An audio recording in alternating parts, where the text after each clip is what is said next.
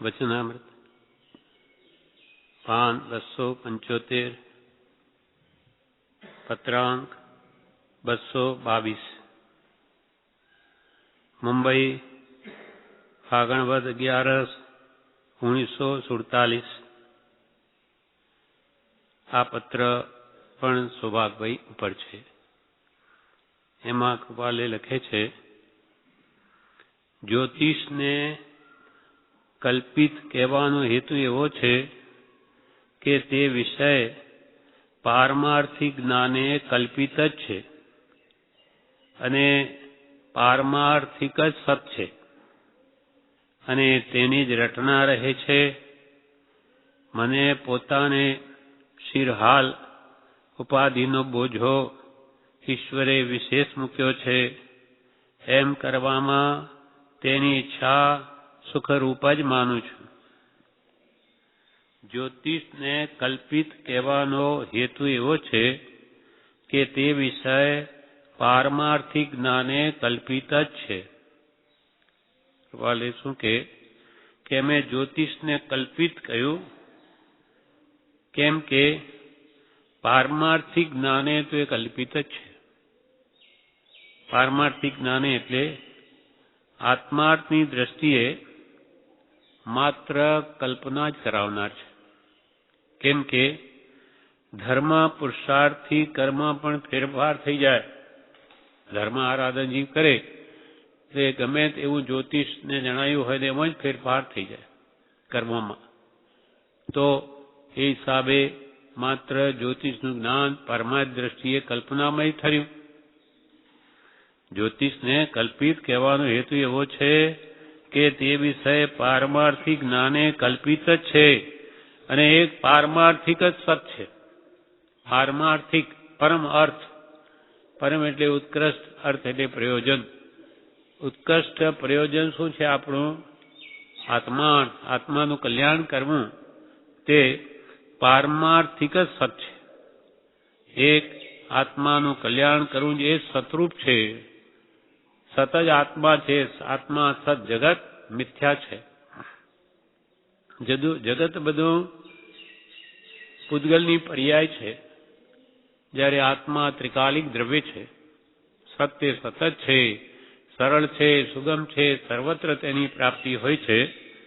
એમ એક પારમાર્થિક સત એ જ કર્તવ્ય છે અને કૃપાલ કે તેની જ અમને રટના રહે છે. બસ એક આત્મામાં જ નિષ્દિન લીન રહીએ એ સિવાય અમને બીજું કંઈ ગમતું નથી. કૃપાલ તો એટલા તદાકાર છે આત્મામાં કે એમને આ દેહ છે કે નહીં એ પણ એની ખબર નથી પડતી. અમે દેહધારી છીએ કે કેમ તે પણ સંભાળીએ ત્યારે માંડ જાણીએ છીએ. કેટલી બધી આત્મામાં લીનતા છે. એટલે એમને એક પારમાર્થિક સત જ પ્રિય છે, તેની જ રટના રહે છે. પણ અમારે સિર હાલ ઉપાધિનો બોજો ઈશ્વરે મૂક્યો છે. ઈશ્વરે મૂક્યો એટલે શું સમજવું? પ્રારબ્ધાધીન. ઈશ્વર કોઈને વિશેષ બોજો આપે, કોઈને ઓછો આપે એમ ઈશ્વર કંઈ કરે નહીં. ઈશ્વર એટલે પ્રારબ્ધ સમજવું. પ્રારબ્ધાધીન. અમારો આત્મા જ ઈશ્વર છે, પણ એ પૂર્વે અજ્ઞાન વશ બહુ કર્મબંધન કર્યા, તેથી અમારે આ બધું આવ્યું છે ઉદય. એટલે પોતે જ ઉત્પન્ન કરેલો છે. એટલે ભાર અમારે વહેવાનો છે ઉપાધિનો, પણ એમ કરવામાં તેની ઈચ્છા હું સુખરૂપ જ માનું છું કે ભલે મને ઈશ્વરે એટલે પ્રારબ્ધે જે કંઈ આ ઉદય આવ્યો છે એ સુખરૂપ જ છે. કેમ કે જવા આવ્યો છે. પ્રભુશ્રી કહે બધા કર્મો તો જવા જ આવે. એ તો ઉદયમાં આવીને એમ કે અમે ચાલ્યા જઈએ છે, પણ આ જીવને પકડી રાખે છે. કેવી રીતે? તે ઉદયમાં તન્મય થઈને પાછા નવા બાંધી લે છે. બાકી કર્મ તો પ્રતિ સમયે છૂટું જ થઈ રહ્યું, છૂટે જ છે, પણ આ નવા બંધ કરી લે એનું શું? એટલે જગતમાંથી છૂટી શકતો જ નથી.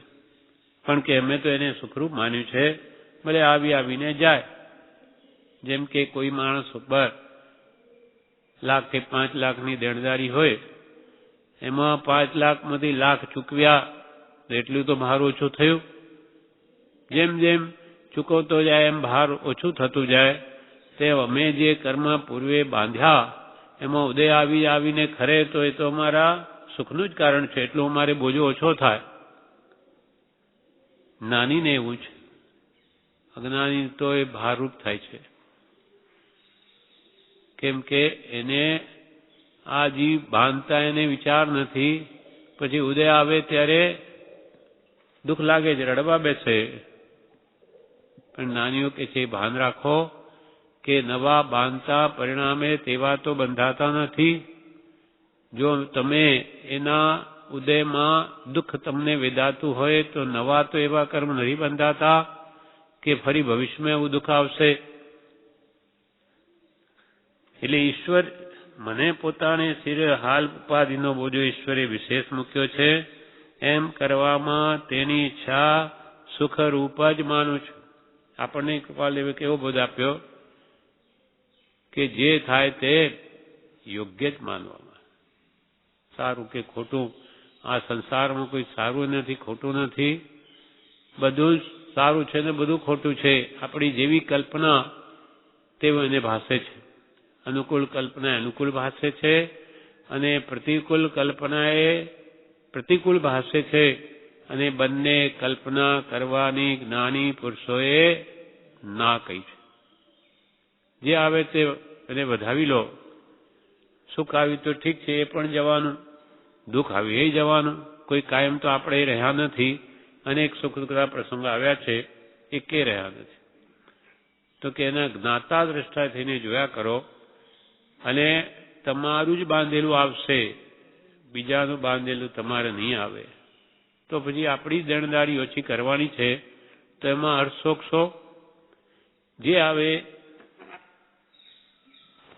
ક્ષમતાએ ભોગવી લેવામાં જ આપણું કલ્યાણ છે. જ્યોતિષ વિશે લખ્યું એના વિશે કૃપાલદેવ 666 પેજ ઉપર એના વિશે જણાવે છે.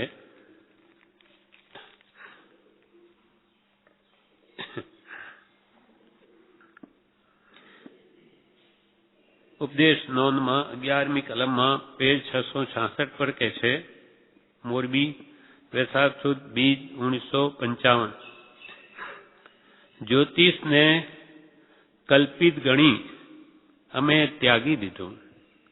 જ્યોતિષને કલ્પિત ગણી અમે ત્યાગી દીધું. લોકોમાં આત્માર્થતા બહુ ઓછી થઈ ગઈ છે.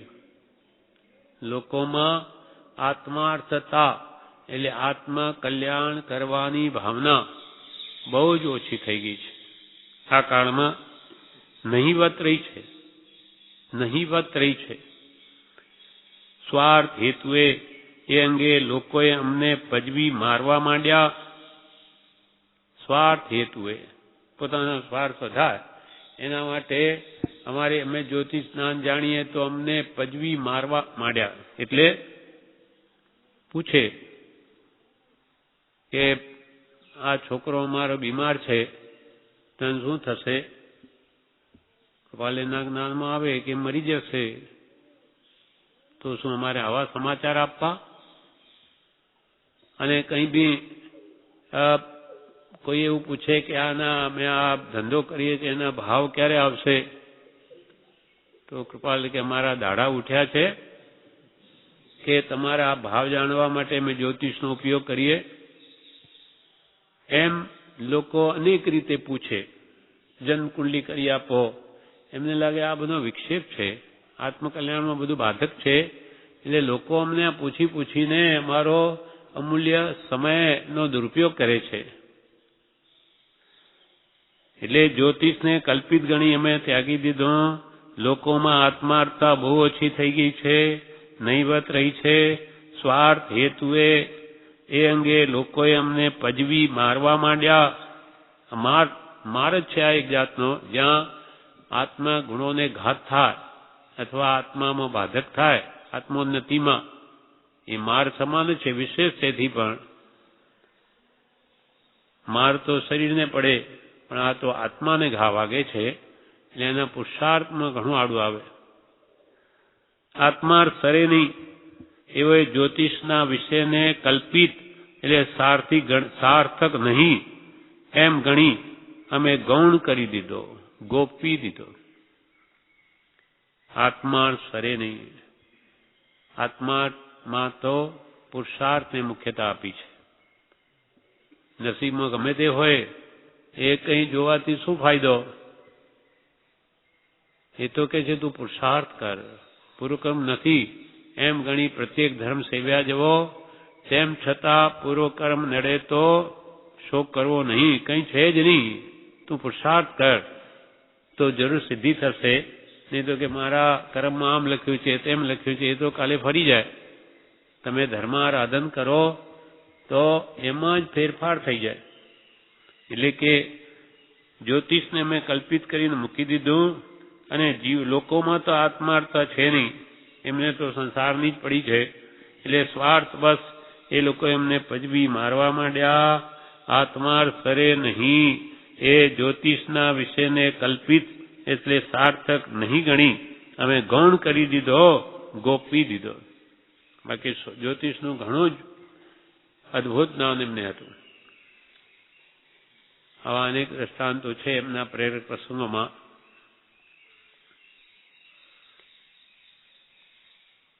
હવે ફરી બીજા ઠેકાણે કૃપાલ લેખે છે 317 પેજ ઉપર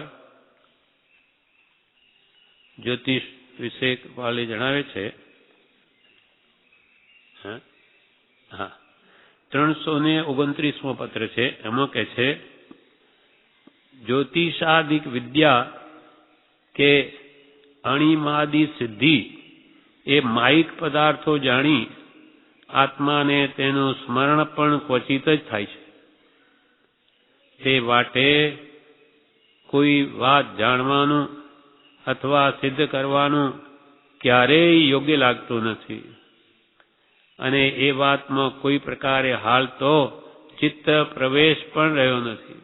વારંવાર સૌભાગભાઈ પૂછે એટલે કે છે કે આ જ્યોતિષ વિદ્યા કે અણિમાદિ સિદ્ધિ એ બધા માયિક પદાર્થો છે.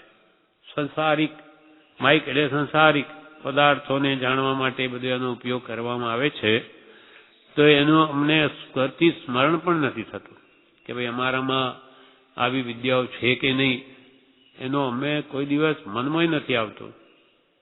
એટલે એકવાર સૌભાગભાઈ પૂછ્યું કે તમારામાં આ સિદ્ધિને ફોર્માઓ, તો કૃપાલ કે અમને તો કંઈ ખબર નથી અમારામાં શું છે.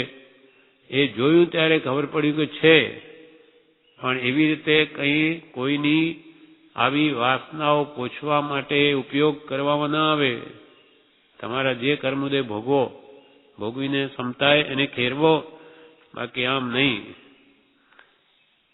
જ્યોતિષાદિ વિદ્યા કે અણિમાદિ સિદ્ધિ, અણિમા, ગરિમા, લઘિમા એવી 8 સિદ્ધિઓ છે જે નીતિનિયમાદિ પાઠમાં આપેલી છે. તો અણિમા એટલે શું? નાનામાં નાનું શરીર કરી શકે. આ સિદ્ધિ વડે કંથુઆ જેવું નાનામાં નાનું શરીર બનાવી શકે સિદ્ધિ વડે. અને મહિમાથી મોટું શરીર પહાડ જેવું બનાવી શકે. અને લઘીમાંથી હલકું શરીર, હલકું ફૂલ કાગળથી પણ એકદમ હલકું બનાવી શકે. આ બધી સિદ્ધિઓ છે. પ્રાપ્તિ એથી ચંદ્ર આદિનો એટલી આંગળી કરે ઠેઠ ચંદ્ર સુધી પહોંચી શકે. પ્રાકામ્ય રિદ્ધિથી જળ સ્થાને જમીન અને જમીન સ્થાને જળ એવું દેખાય. તેવી પછી વસિતા, ઈશત્વ સિદ્ધિથી ત્રણેય લોકની પ્રભુતા બતાવવાની શક્તિ. અંબર શ્રાવ કે બ્રહ્મા, વિષ્ણુ, મહેશનું સ્વરૂપ બનાવેલું.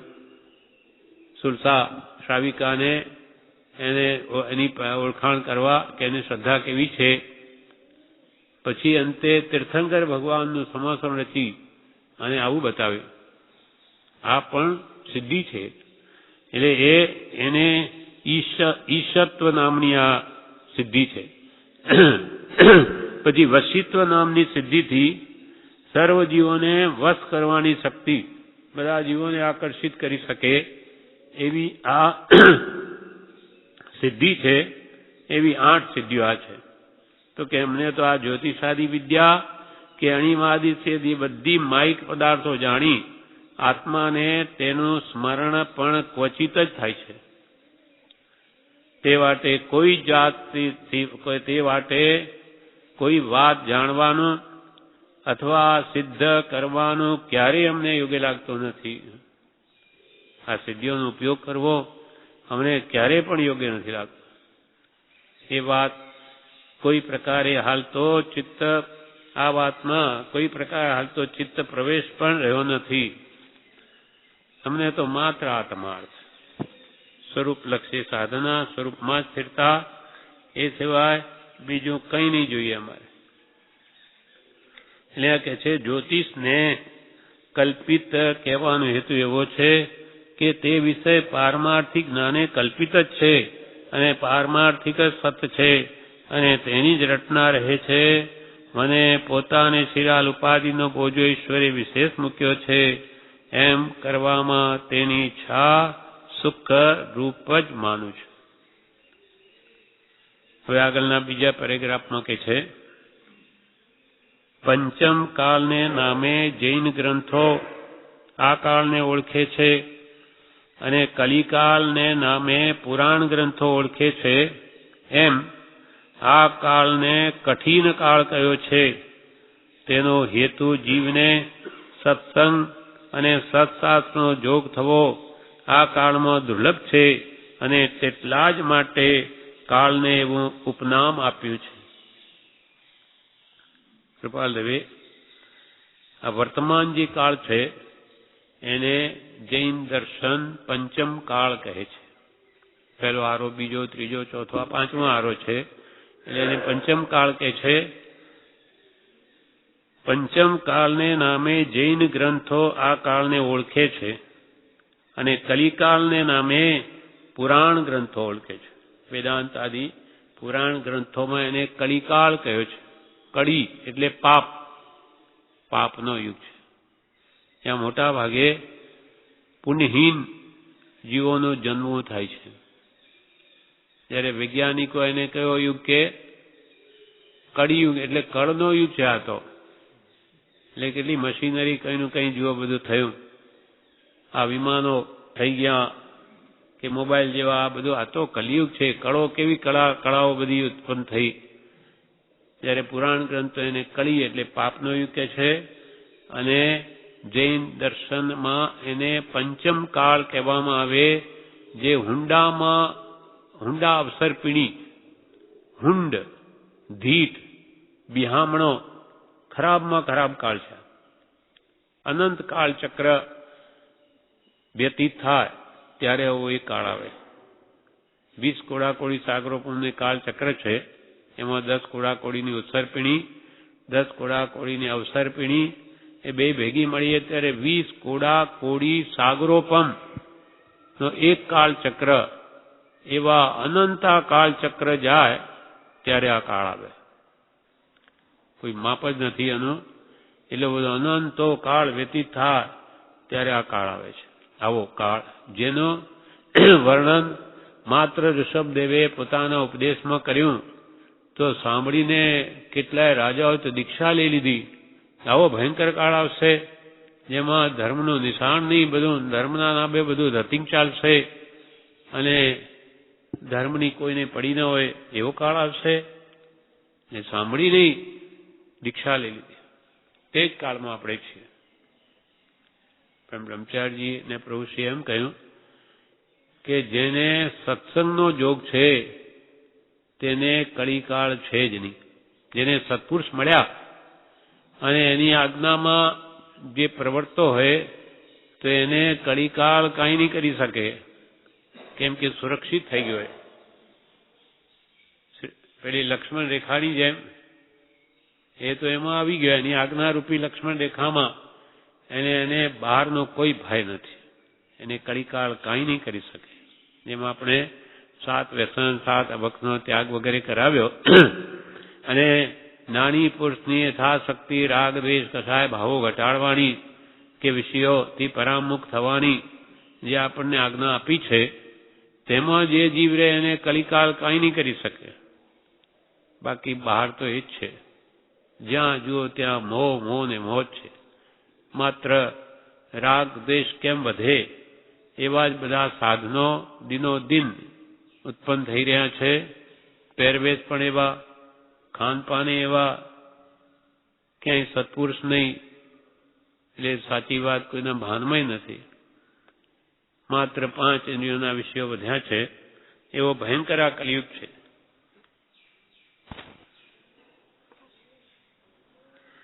એટલે એમાં અહીંયા કે છે, પંચમ કાળને નામે જૈન ગ્રંથો આ કાળને ઓળખે છે અને કલિકાળને નામે પુરાણ ગ્રંથો ઓળખે છે.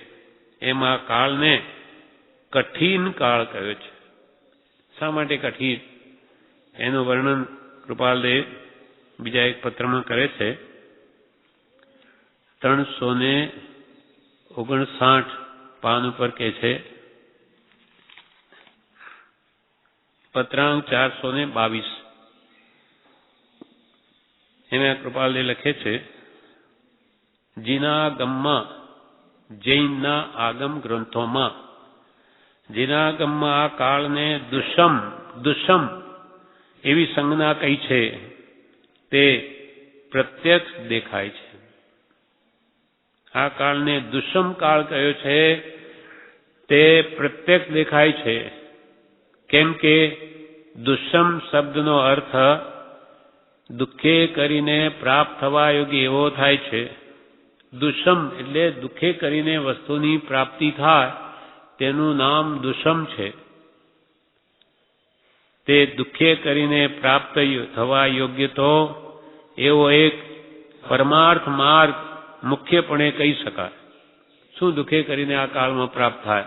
બીજી ઘણી વસ્તુ તો બહુ સુલભ થઈ ગઈ છે, જે પહેલા જમાનામાં નહોતું.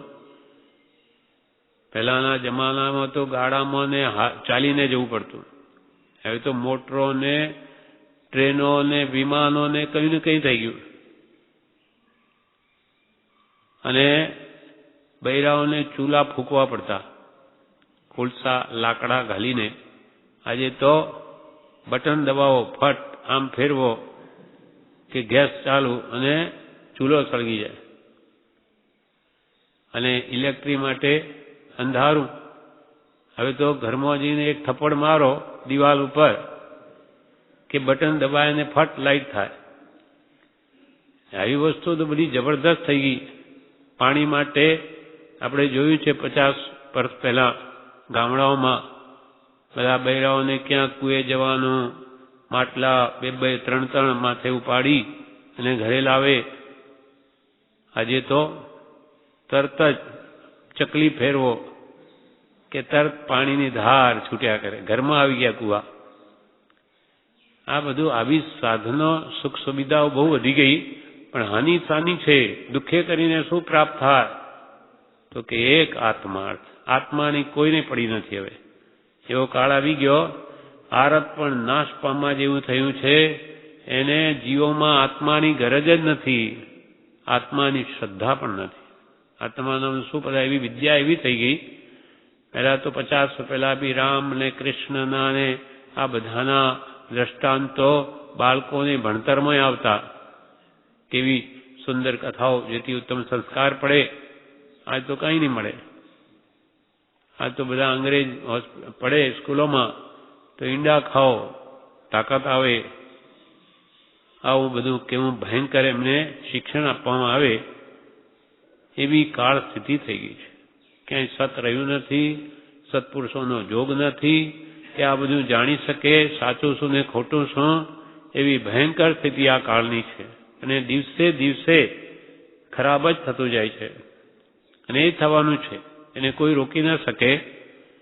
એટલે ભગવાન મહાવીર કહી ગયા કે આ ઉતરતો કાળ છે, ચડતો કાળ નથી. દિવસે દિવસે ઉત્તમ વસ્તુની ક્ષીણતા અને કનિષ્ઠ વસ્તુનો ઉદય છે. સારી સારી વસ્તુ લોપ થતી જશે, ખરાબ ખરાબ વસ્તુનો ઉદય થતો જશે. એક 5-25 વર્ષમાં આપણે જોઈએ છે કેટલું બધું પરિવર્તન આવી ગયું. આખી જૈન સંસ્કૃતિ અથવા ભારતીય સંસ્કૃતિ નો નાશ થઈ રહ્યો છે અને પાશ્ચાત્ય સંસ્કૃતિ આવી રહી છે. આપણા બધા માણસો પણ પોતાના પુત્રને અંગ્રેજ જોવા ઈચ્છે છે.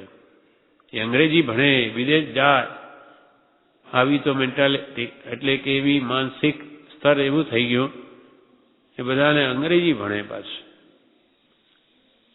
પણ એ ધર્મથી ભ્રષ્ટ થશે. વિદેશ જશે તો છોકરો કાયમનો હાથમાંથી જશે એને ભાન નથી. મારો છોકરો સુખી થાય, સાચું સુખ સામા છે એ ભાન નથી.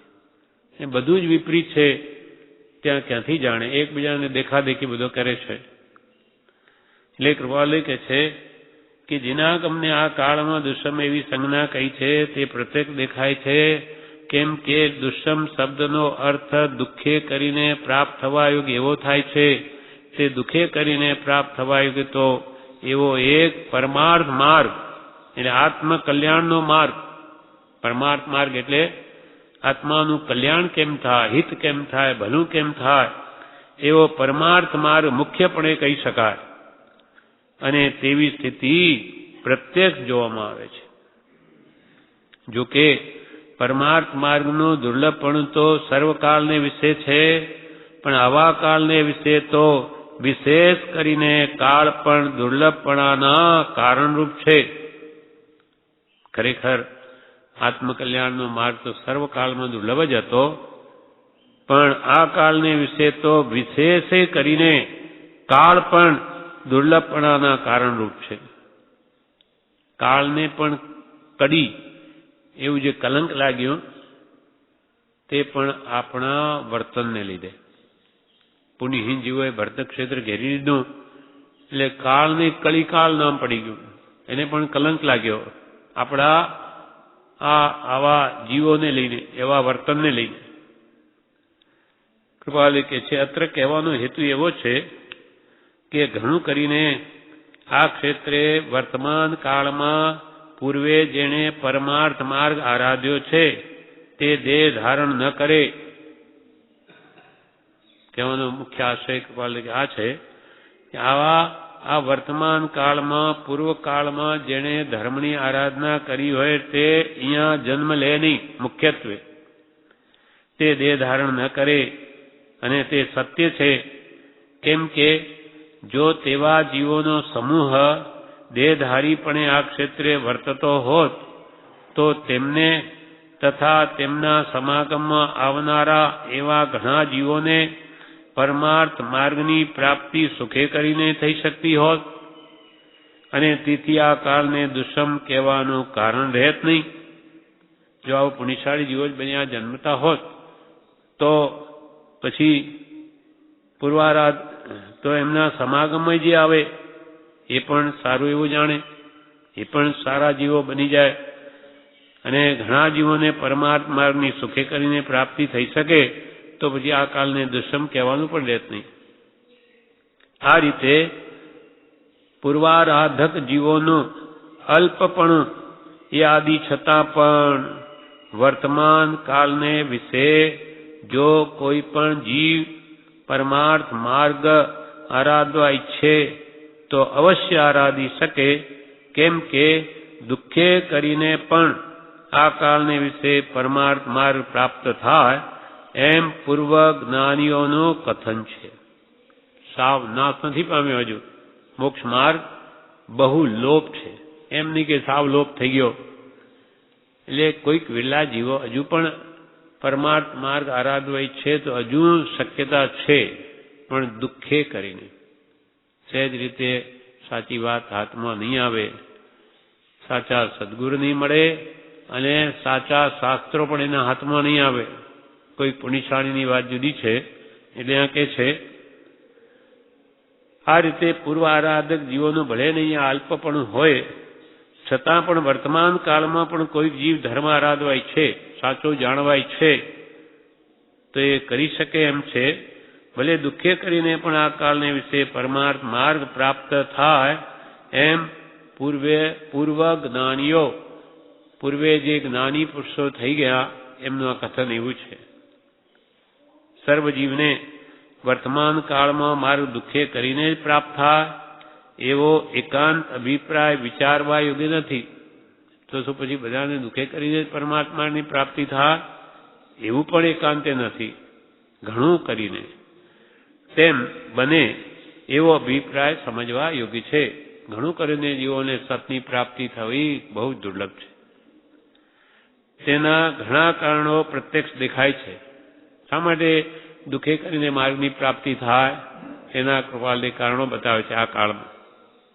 પ્રથમ કારણ ઉપર દર્શાવ્યું તે કે પૂર્વનું ઘણું કરીને આરાધકપણું નહીં તે પહેલું કારણ તો પૂર્વે આરાધના કરી ન હોય એટલે એને પરમાર્થ એટલે કે આત્મકલ્યાણ કરવાની ભાવના જ નહીં થાય. પૂર્વનું આરાધક પણ નથી. એક કારણ. બીજું કારણ તેવું આરાધક પણ નહીં. તેને લીધે વર્તમાન દેહે તે આરાધક માર્ગની રીતિ પણ પ્રથમ સમજવામાં ન હોય. તેથી આરાધક માર્ગને આરાધક માર્ગ માની લઈ અનારાધક માર્ગને આરાધક માર્ગ માની લઈ જીવે પ્રવૃત્તિ કરી હોય છે. પૂર્વનું આરાધક પણ ન હોય અને અહીંયા જન્મ્યો હોય એટલે જે એના પાપે કે જે કોઈ એના નિમિત્તે કોઈ કુગુરનો યોગ થઈ જાય તે પકડાઈ જાય. બસ આપણે તો આ ગુરુ એ જ સાચા. એટલે અનારાધકને આરાધક માર્ગ માની લે. બસ માર્ગ મળી ગયો આપણને એમ લઈને પછી પ્રવૃત્તિ કરી હોય તો એ સતને નહીં પામી શકે આવા કલિયુગમાં. ત્રીજું કારણ ઘણું કરીને ક્યાંય સત સમાગમ અથવા સદગુરુનો યોગ બને. ક્યાંક ઘણું કરીને કોઈક ઠેકાણે આ કાળમાં સાચા આત્મજ્ઞાની સદગુરુનો યોગ બને અને તે પણ ક્વચિત બને. કઈ રોજે જ્ઞાનીઓ છે નહીં અહીંયા. વાલે કે અમારી હાજરીમાં પ્રમાદ કરો છો પછી 500 ગાઉ જ્ઞાનીને શોધવા નહીં મળે તેવી સ્થિતિ આજે છે. આપણે બધાને જોઈએ છે પ્રત્યક્ષ યોગ. કોને નહીં જોઈએ? પણ પ્રત્યેક જ્ઞાની જોઈએ. જેને આત્મા પ્રત્યક્ષ છે એવો પુરુષ જોઈએ. ખાલી દેહધારી તો બધા છે જ ને ઘણાય કે અમે જ્ઞાની, અમે પ્રત્યક્ષ જ્ઞાની, પણ એ આપણાથી મનાતું નથી. કેમ કે એના અંદર એ જે ગુરુઓની યોગ્યતા છે આત્મજ્ઞાની ગુરુની એ જ દેખાતી નથી. અને એવી શંકામાં આપણે પડવું નથી. એટલે પ્રભુ શ્રીએ કૃપા લઈને ગુરુ માનો, એના કયા પ્રમાણે કર્યા કરો તો બેડો પાર થઈ જશે. અને તમારી બુદ્ધિ આગળ કરીને કોઈ કુગુરને નાની માની બેઠા તો તમારા ભોગ મળ્યા. આ એક જ ભાવ નહીં બગડે, એની આજ્ઞામાં રહેવાથી ભાવ બગડશે. એટલે આપણને સુરક્ષિત માર્ગ બતાવે છે. એવી કોઈ કલ્પનામાં તમે પડશો નહીં. તમારી યોગ્યતા નથી કે તમે જ્ઞાનીને ઓળખી શકો. પણ પરમ કૃપાળુ દેવ તો જગત પ્રસિદ્ધ છે આત્મજ્ઞાની પુરુષ. એના વચનોને સમજો મધ્યસ્થતાથી અને સત લાગે તો આરાધો. બીજા વિકલ્પો મૂકી દો. અને સાચા જ્ઞાની હશે તો એ કૃપાલયમાં આવી ગયા. એકને ભજવાથી સર્વ ભજાય છે. સર્વનું સ્વરૂપ ભજાય. શુદ્ધ ચેતન સ્વરૂપ બધાનું એક છે. વળી ચોથું કારણ કે છે અસત્સંગ આદિ કારણોથી જીવને સદગુરુ આદિકનું ઓળખાણ થવું પણ દુષ્કર વર્તે છે. અને ઘણું કરીને અસદગુરુ આદિને વિશે સત્ય પ્રતીતિ માની જીવ ત્યાં જ રોકાઈ રહે છે. ચોથું કારણ સત્સંગ નથી, અસત્સંગ છે બધા. એટલે કોઈને સદગુરુ માની લીધા હોય પછી એ અસદગુરુ આદિને વિશે એવી દ્રઢ શ્રદ્ધા થઈ જાય કે અમારા ગુરુ જ સાચા, એ કહે તે સત્ય, પછી બીજું એને જાણવું નથી એવું એને શ્રદ્ધાન થઈ જાય છે. દ્રષ્ટિ રાગ થઈ જાય છે. જેને ગુરુ માને એ ગુરુનું ગમે તેવું વર્તન હોય તો પણ એમ માને કે એ તો એમનો કર્મનો ઉદય છે. દ્રષ્ટિરાગ ભયંકર છે. કામરાગ, સ્નેહરાગ, દ્રષ્ટિરાગ. કામરાગ મટી શકે, સ્નેહરાગ પણ મટી શકે, પણ દ્રષ્ટિરાગ જેવો અતિ દુર્લભ છે. એક દ્રષ્ટાંત પ્રભુ એના પર આપ્યું છે. એક વ્યક્તિને બે પત્ની, એટલે એક પત્ની જે પહેલાની એની પાસે જાય નહીં, એટલે એ બહાર ગયેલા આવ્યા એટલે રસ્તામાં એ બીજી પત્નીનું ઘર આવ્યું જે એનામાં નીતિ હતી એમનો. એટલે ત્યાં જઈને આવી તો આજે કે મારા પતિ આવ્યા એટલે બહુ સરસ રસોઈ બનાવી, બધું જ માંડ આવ્યા. પણ પેલાને તો પહેલી પત્નીનું જ ગમે, ત્યાં દ્રષ્ટિરાગ છે. એટલે પેલી બીજીને એમ કે તું ત્યાં જા ને, એને જે કંઈ બનાવ્યું લઈ આવ જા. એના મનમાં મેં એટલું સરસ બનાવ્યું તો કે ત્યાં જા. ઠીક ગઈ અને કે ભાઈ બેન કે શું બનાવ્યું છે ખાવાનું? તો કે શું કામ છે? તો કે આપણા પતિ આવ્યા છે એ એમ કે છે કે ત્યાં જઈ આવ. તો એમ કહેજે કે પતિ ગયું છે, કાંઈ છે નહીં. જેને એમ કહ્યું કે કંઈ એ તો ના પાડે, કંઈ છે નહીં. શું છે નહીં? તું પાછી જા, જે કંઈ વધ્યું ઘટ્યું લઈ આવ. પાછી ગઈ કે એ કે છે કે જે કંઈ વધ્યું ઘટ્યું આપો. એટલે પછી એને શું થયું બીજી કે ત્રીજી વારમાં કે આ માને એવા નથી એમ. એટલે પછી એને શું કર્યું, આંગણામાં પોદડો પડેલો ભેંસનો, એટલે એ પોદડો લઈ અને છાશમાં નાખી કઢી બનાવી. અને પોદડાની કઢી ગાયના કે ભેંસના, અને એ આપી. પછી પેલાને આપી તે પેલો પતિ ખાય છે, ખાતો ખાતો આહા શું સ્વાદ છે આમાં, એને કેવું સરસ બનાવ્યું છે, તને તો એવું આવડતું નથી. કેમ એમ કે એને પેલો એવો રાગ છે કે પેલી જે કરે ને એ બધું બરાબર જ હોય. એટલે દ્રષ્ટિ રાગ એવો છે એ કોઈ દિવસ એને જે કંઈ પણ હોય એ સારું જ લાગે. તેમ જે ગુરુ આપણે માન્યા હોય એનું ભલે ને બહારનું વર્તન પણ ઠીક ન હોય તો કે નહીં એ તો એમનો ઉદય છે, એ તો જ્ઞાની જ છે એવું અંદર બેસી જાય છે. એટલે અહીંયા કે છે અસત્સંગ આદિ કારણોથી અને સદગુરુ આદિનું ઓળખાણ થવું પણ દુષ્કર વર્તે છે. અને ઘણું કરીને અસદગુરુ આદિને વિશે સત્ય પ્રતીતિ માની જીવ ત્યાં જ રોકાઈ રહે છે. પાંચમું કારણ, ક્વચિત સત્સમાગમનો યોગ બને તો પણ બળ વિર્યાદિનું એવું શિથિલપણું કે જીવ તથારૂપ માર્ગ ગ્રહણ ન કરી શકે અથવા ન સમજી શકે અથવા અસત્સમાગમાદિ કે પોતાની કલ્પનાથી મિથ્યાત્વ વિશે સત્યપણે પ્રતીતિ કરી હોય. સાચા જ્ઞાની મળે, વસ્તુ સમજાવે, એને સમજાય જ નહીં. એટલી ક્ષોભસમની એટલી મંદતા હોય, એને સમજ શક્તિનો એટલો અભાવ હોય કે એને વાત ગળે ન ઉતરે, વાત સમજી જ ન શકે સત્ય શું છે, અને જે પકડ્યું એને જ માને. એટલે આવા કારણોથી આ પાંચ કારણો કૃપાલદેવ બતાવ્યા. એટલે આવા કારણોથી અને આ કાળમાં સત પ્રાપ્ત થવું અતિ દુર્લભ થઈ પડ્યું છે.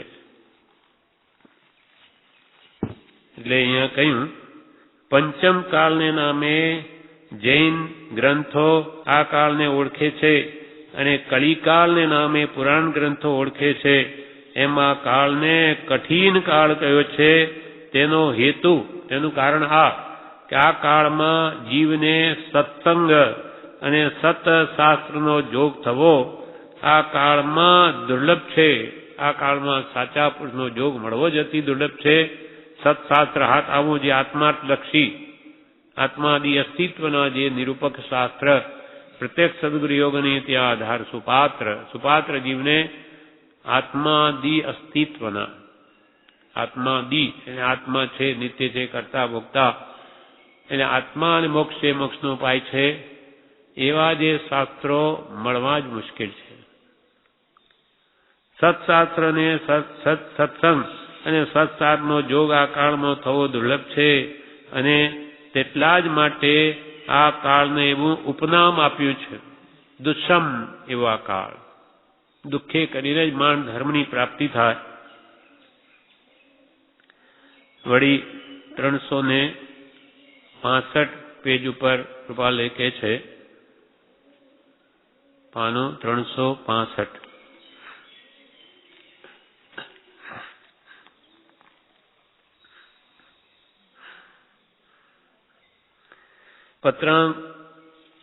433 એ પણ સ્વભાગભાઈ ઉપર છે. એમાં કે છે, જેને વિશે પરમાર્થ ધર્મની પ્રાપ્તિના કારણો પ્રાપ્ત થવા અત્યંત દુષ્મ થાય તે કાળને તીર્થંકર દેવે દુષ્મ કહ્યો છે.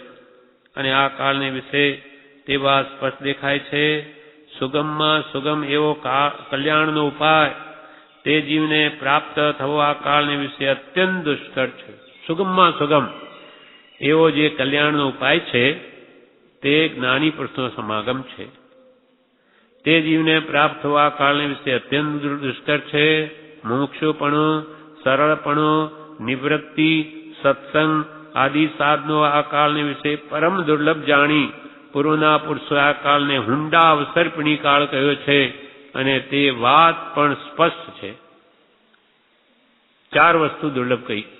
મુમુક્ષુપણું એટલે કલ્યાણ કરવાની ઈચ્છા જ નહીં આ કાળમાં જીવોને, એટલે કે આત્માર્થની ગરજ જ નથી. શું છે આત્મા?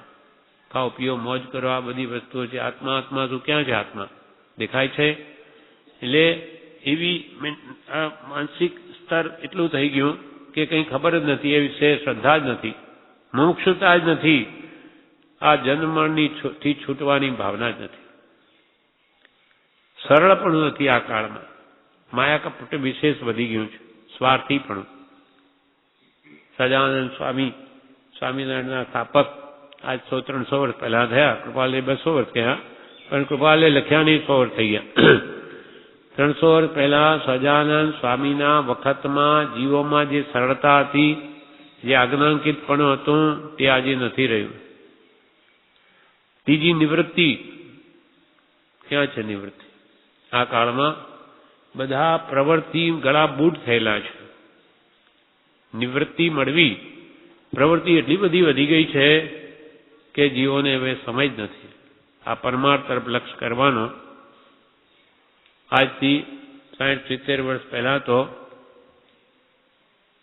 રાજસ્થાનમાં તેવું જોયું કે સવારમાં 10 વાગે ખોલે દુકાન, 5 વાગે બંધ. પછી ઘરે આવે, વાળું કરે, જમે, પછી ભગવાનની ભક્તિ કરવા જાય. સવારમાં પૂજા બધી કરીને કરે એટલે 10 થી 5 આ ધંધાનો ટાઈમ હતો. હવે તો રાતના 12 વાગે તોય જો ગ્રાહક આવતો હોય તો 2 વગાડી દે. એટલી બધી તૃષ્ણા વધી ગઈ છે. લોકોની જરૂરિયાત એટલી બધી વધી ગઈ, વસ્તુઓ બધી ચારે બાજુ 5 વિષયોના સાધન એટલા વધ્યા. દરેક જીવ ઈચ્છે છે મને બધું જ મળે. ઢેડ ભીલ ભંગી હોય એને બધું જોઈએ. કાળ એવો આવી ગયો. નહીં તો એ લોકો પોતાની મર્યાદામાં હતા પહેલા. હવે તો બધા સમાન તાણે થઈ ગયા. બધાને કરોડપતિ થવું છે અથવા બધા સાધનો જોઈએ એટલે તૃષ્ણાથી બધા બળી રહ્યા છે, બધા જ દુઃખી છે. એટલે કે છે અહીંયા નિવૃત્તિ તો હવે બહુ દુર્લભ થઈ પડી છે. કૃપાલે 4 કારણ બતાવ્યા. એક મુમુક્ષુપણું, બીજું સરળપણું, ત્રીજી નિવૃત્તિ અને ચોથો સત્સંગ આદિ સાધનો આ કાળને વિશે પરમ દુર્લભ જાણી પૂર્વના પુરુષોએ આ કાળને હુંડા અવસર્પિણી કાળ કહ્યો છે.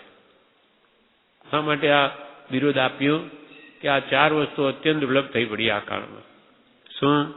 મુમુક્ષુતા, જન્મ મરણથી કે સંસારના દુઃખોથી છૂટવાની ભાવના જ નથી, અથવા મોક્ષની ઈચ્છા જ નથી, શ્રદ્ધા જ નથી એ પ્રત્યે. બીજું સરળપણું નથી. બધા પોતપોતાના સ્વાર્થ સાધવા ઈચ્છે છે. બીજાનું ગમે તે થાવ, એનું કોઈ અને બીજાનું ભલે ને બગડે, મારું સુધરે છે ને એવી ઈચ્છાઓવાળા જીવો છે. અને ત્રીજું નિવૃત્તિ નથી કોઈને. જ્યાંથી નિવૃત્તિ ન હોય તે પરમાર્થ ક્યારે વિચારે? આત્માર્થ માટે તો કંઈક અવકાશ હોય તો એ આત્માર્થ સંબંધી વિચાર કરી શકે, પણ નિવૃત્તિ જ નથી મળતી. અને ચોથું કારણ સત્સંગ. ક્યાં છે સત્સંગ આ કાળમાં? કૃપાલજીના સમયમાં નહોતો. કે તેવું સ્થાન ક્યાં છે કે જ્યાં જઈને રહીએ? એવા સંતો ક્યાં છે કે દશામાં બેસી તેનું પોષણ પામીએ? ત્યારે હવે કેમ કરવું? કૃપાલે કે એવું ક્યાં સ્થાન છે કે જ્યાં જઈને સત્સંગ કરીએ? આ તો આપણા કંઈ પૂર્વે શું કર્યું હશે આપણે પણ, કે પ્રભુ શ્રીની અનંત કૃપાએ આ સ્થાન મળી ગયું ને આપણે ક્યાં જઈએ? નહીં તો કોના ઘરમાં ભેગા થઈ આટલા? ચારે બાજુના લોકો આત્માર્થ સાધવાય છે તો જવું ક્યાં? તે કૃપાળદેવે જેની ખામી બતાવી એ પ્રભુએ પૂરી કરી દીધી. આપણા મહાપુણ્યના ઉદય આ સ્થાન બની ગયું કે જ્યાં 24 કલાક આત્માર્થ સાધી શકાય એવું સ્થાન આખા વિશ્વમાં નથી. બ્રહ્મચારી દક્ષિણમાં બધે ફર્યા આવ્યા કે બધે તીર્થોમાં જઈ આવ્યા, ક્યાંય શાંતિ નથી, બધે ખાવા પીવાની વાતો. આ બ્રહ્મચારીના શબ્દો. આપણે તીર્થોમાં જઈએ, ભગવાનના દર્શન કરી લીધા માનો મંદિરમાં, પછી શું કરવાનું? ધર્મશાળામાં આવ્યા, ભાઈ શું ખાવાનું છે અહીંયા, શું પીવાનું, અહીંયા હરવા ફરવાનું કઈ છે કે અહીંયા શું વસ્તુ મળે? વૃત્તિ તો બહારની બહાર જ ગઈ, ક્યાંય સત્સંગ છે નહીં. જ્યાં સત્સંગ છે તે જીવતું જાગતું તીર્થ છે. એટલે એને બ્રહ્મચારીજીએ કેટલી ઉપમા આપી છે. આ આશ્રમને તીર્થ શિરોમણી, તીર્થાધિરાજ, જગત ભૂષણ એવા 30 વિશેષણો આને આપ્યા છે પત્રોમાં. ને આ સત્ય આપણને જણાય છે. જ્યાં પ્રભુ કે આત્મા સત અને શીલ આશ્રમનો પાયો છે, ત્યાં રહીને માત્ર આત્માર્થ સિવાય બીજું કોઈએ કંઈ કરવું નહીં. શીલ પાડી આત્માર્થ સાધવો એ સિવાય ત્યાં કંઈ પણ પ્રવૃત્તિની છૂટ આપી નથી કે આને ધંધા કરો કે વ્યવહાર ચલાવો, કાંઈ નહીં, માત્ર આત્માર્થ. એમ સત્સંગ આદિ સાધનો આ કાળમાં પરમ દુર્લભ જાણી તેને હુંડા અવસર્પણી કાળ કહ્યો છે. એ વાત પણ સ્પષ્ટ છે. પ્રથમના 3 સાધનોનો સંયોગ તો ક્વચિત પણ પ્રાપ્ત થવો, બીજા અમુક કાળમાં સુગમ હતો. ચોથા આરામાં બી કે છે કે ભાઈ મુમુક્ષુપણું જ્ઞાનીના યોગથી કે સરળપણું કે નિવૃત્તિ જ્ઞાનીના યોગે આજથી પણ પહેલા આ શક્ય હતું, પરંતુ સત્સંગ તો સર્વકાળમાં દુર્લભ જ દેખાય છે. તો પછી આ કાળને વિશે સત્સંગ સુલભ ક્યાંથી હોય? કેમ કે ચોથા આરામાં કઈ જ્ઞાની પુરુષો આવો ધામો નાખીને કે બેઠા ન હોય, એ તો વિહાર કરતા હોય, ક્યાંય જંગલોમાં ફરતા હોય. એ તો પ્રભુશ્રીને પણ આ વાર રહી ગયો એટલે આ સ્થિરતા થઈને આ બની ગયું, બાકી આ પણ નહીં હોત. એ તો ચાલ્યા ગયેલા જંગલમાં જુનાગઢ, એને ક્યાં અહીંયા આવું હતું? એ તો માંડ લાવવામાં આવે છે. એ પણ આપણે કઈ પુણ્યનો ઉદય હશે, બાકી તો ના જ પાડે, નહીં જ, અમારું શું કામ છે આ જગતમાં. પણ બીજાનું પુણ્ય ઉદય હોય તો એ બની ગયું છે, બનવા કાળ બની ગયું. એટલે પ્રથમના 3 સાધન અહીંયા કે છે તો સત્સંગ સુલભ ક્યાંથી હોય? પ્રથમના 3 સાધન કોઈ રીતે આ કાળમાં જીવ પામે તો પણ ધન્ય છે. આવો ભયંકર કાળ છે. આ કાળમાં જો મુમુક્ષુપણું પ્રાપ્ત થાય, જન્મથી છૂટવાની કામના જો ઉઠે હૃદયમાંથી, એટલે કે જિજ્ઞાસા આત્મકલ્યાણ કરવાની ઉત્પન્ન થાય, કે માયા કપટ મૂકીને સરળ ભાવ જો આવે અને નિવૃત્તિ મળવે, તોય કે એને ધન્ય છે. કૃપાલ કે જીવને ધન્ય છે કે આવા કાળમાં એને મનની સરળતા એ ધર્મના બીજ સ્વરૂપ છે. સરળતા હોય તો ધર્મ પરિણમે. એટલે આ 3 સાધન કોઈ રીતે પણ આ કાળમાં જીવ પામે તો પણ તે ધન્ય છે. કાળ સંબંધી તીર્થંકર વાણી સત્ય કરવાને અર્થે આવો ઉદય અમને વર્તે છે અને તે સમાધિ રૂપે વેદવાયું છે. તીર્થંકર ભગવાનની વાણી કે આ કાળમાં વિશે ધર્મનો ઉદ્યોગ થઈ શકે નહીં, એ જ વાણીને જાણે સફળ કરવા માટે એમને ઉદય આવો નહીં વર્તો હોય. અંતરંગે મુનિવરો, પણ બહાર લોકોને તો બાહ્ય દ્રષ્ટિ છે. એટલે સાચું પામવું દુર્લભ થઈ પડ્યું આ કાળમાં. અને તમે તો સમાધિ રૂપે વેદીએ છે ને, પણ આ પત્રમાં નીચે દસ્તખત શું લખે છે, કરે છે દસ્તખતના ઠેકાણે આત્મ સ્વરૂપ. કૃપાલદેવ કોણ છે? આત્મ સ્વરૂપ. આત્માના સ્વરૂપમાં સ્થિત છે એવી જેની આત્મદશા છે. અમને તો અમારી જ છે, પણ જગતને ઓળખાણમાં આડું આવી ગયું. આ 2-3 વાર માને કહ્યું દીક્ષાની આજ્ઞા આપો, માએ આપે નહીં. કાળ કઠણ છે. રડે, જ્યારે રડે છેલ્લે કૃપાલ કે જેમ બા તમે કહેશો એમ કરીશ, નહીં તો આ જોગી કોઈ દિવસે ઘેર આવશે, માને જ નહીં. અને જૈન દર્શનમાં તો માની આજ્ઞા સિવાય દીક્ષા લેવાય નહીં. એટલે પછી એમણે શું કર્યું, 31 વર્ષની ઉંમરે સભા મધ્યે કંચન કામિનીનો ત્યાગ કરું છું એમ. નહીં તો એમ શું કરે, પછી ટિકિટ સુધા બી પાસે નહીં રાખે. પછી જંગલોમાં જાય, અહીંયા ઉત્તરસંડા કે આ કવિઠા આવ્યા કે રાળજ કે ખંભાત કે ધરમપુર કે ઈડર કે શા માટે ત્યાં જતા? આત્મસાધન, એકાંતમાં લીન રહે. મુનિઓને કે કોઈને કહેશો નહીં અમે અહીંયા છીએ, ત્યાં લોકો પહોંચી જાય. એમ બહુ કઠણ સમયમાં આમણે આટલી બધી ઉપાધિમાં રહીને સમાધિ સાચવી છે અને કામ કર્યું છે. એ અદ્ભુત કામ થયું છે. આવા પુરુષો જ કરી શકે. છેલ્લે કે છે, અમને પણ આ પંચમકાળ અથવા કલિયુગ હાલ તો અનુભવ આપે છે. અમારું ચિત્ત નિસ્પૃહ અતિશય છે અને જગતમાં સસ્પૃહ તરીકે વર્તીએ છે. તે કલિયુગની કૃપા છે. કલિયુગની કૃપા થઈ મારા પર. અમને આ પંચમકાળ અથવા કલિયુગ હાલ તો અમને અનુભવ આપે. કૃપાલે એક પત્રમાં લખે, આ કલિયુગ છે ને અમને પણ ગળકા ખાતા ખાતા માંડ તરવા દે છે. એવો કલિકાળ. તેમાં આપણા જીવન શું ગજ્યું છે કે આ કાળમાં રહીને આત્મા સાધી શકીએ? આ તો આ સત્સંગ છે એટલે બધું સીધું છે. આ ભૂમિ જ એક બળતરાય રહી છે, બાકી સર્વત્ર ત્રિવિધ તાપાગ્નિ જ બળે છે. પણ અમને પણ આ પંચમકાળ અથવા કલિયુગ હાલ તો અનુભવ આપે છે. અમારું ચિત્ત નિષ્પૃહ અતિશય છે, અત્યંત નિષ્પૃહ છે અમારું ચિત્ત મન, અને જગતમાં સસ્પૃહ તરીકે વર્તીએ છે. તે કલિયુગની કૃપા છે. જગતમાં અમે જાણે કે લેવા ઈચ્છતા હોઈએ ને, કેમ કે ધંધો કરે છે, સસ્પૃહ એટલે સ્પૃહા સહિત છીએ અમે, અમારે પૈસા જોઈએ છે એટલે જાણે અમારું આ વર્તન છે, એવું દુનિયાને એમ દેખાય. આવી અમારા પર કલિયુગની કૃપા છે.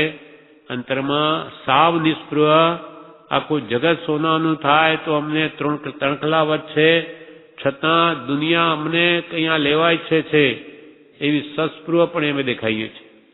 આવી અમારા પર કલિયુગની કૃપા છે. એટલે કે એવો ભયંકર કાળ છે કે જેમને આવું કરવું પડે છે.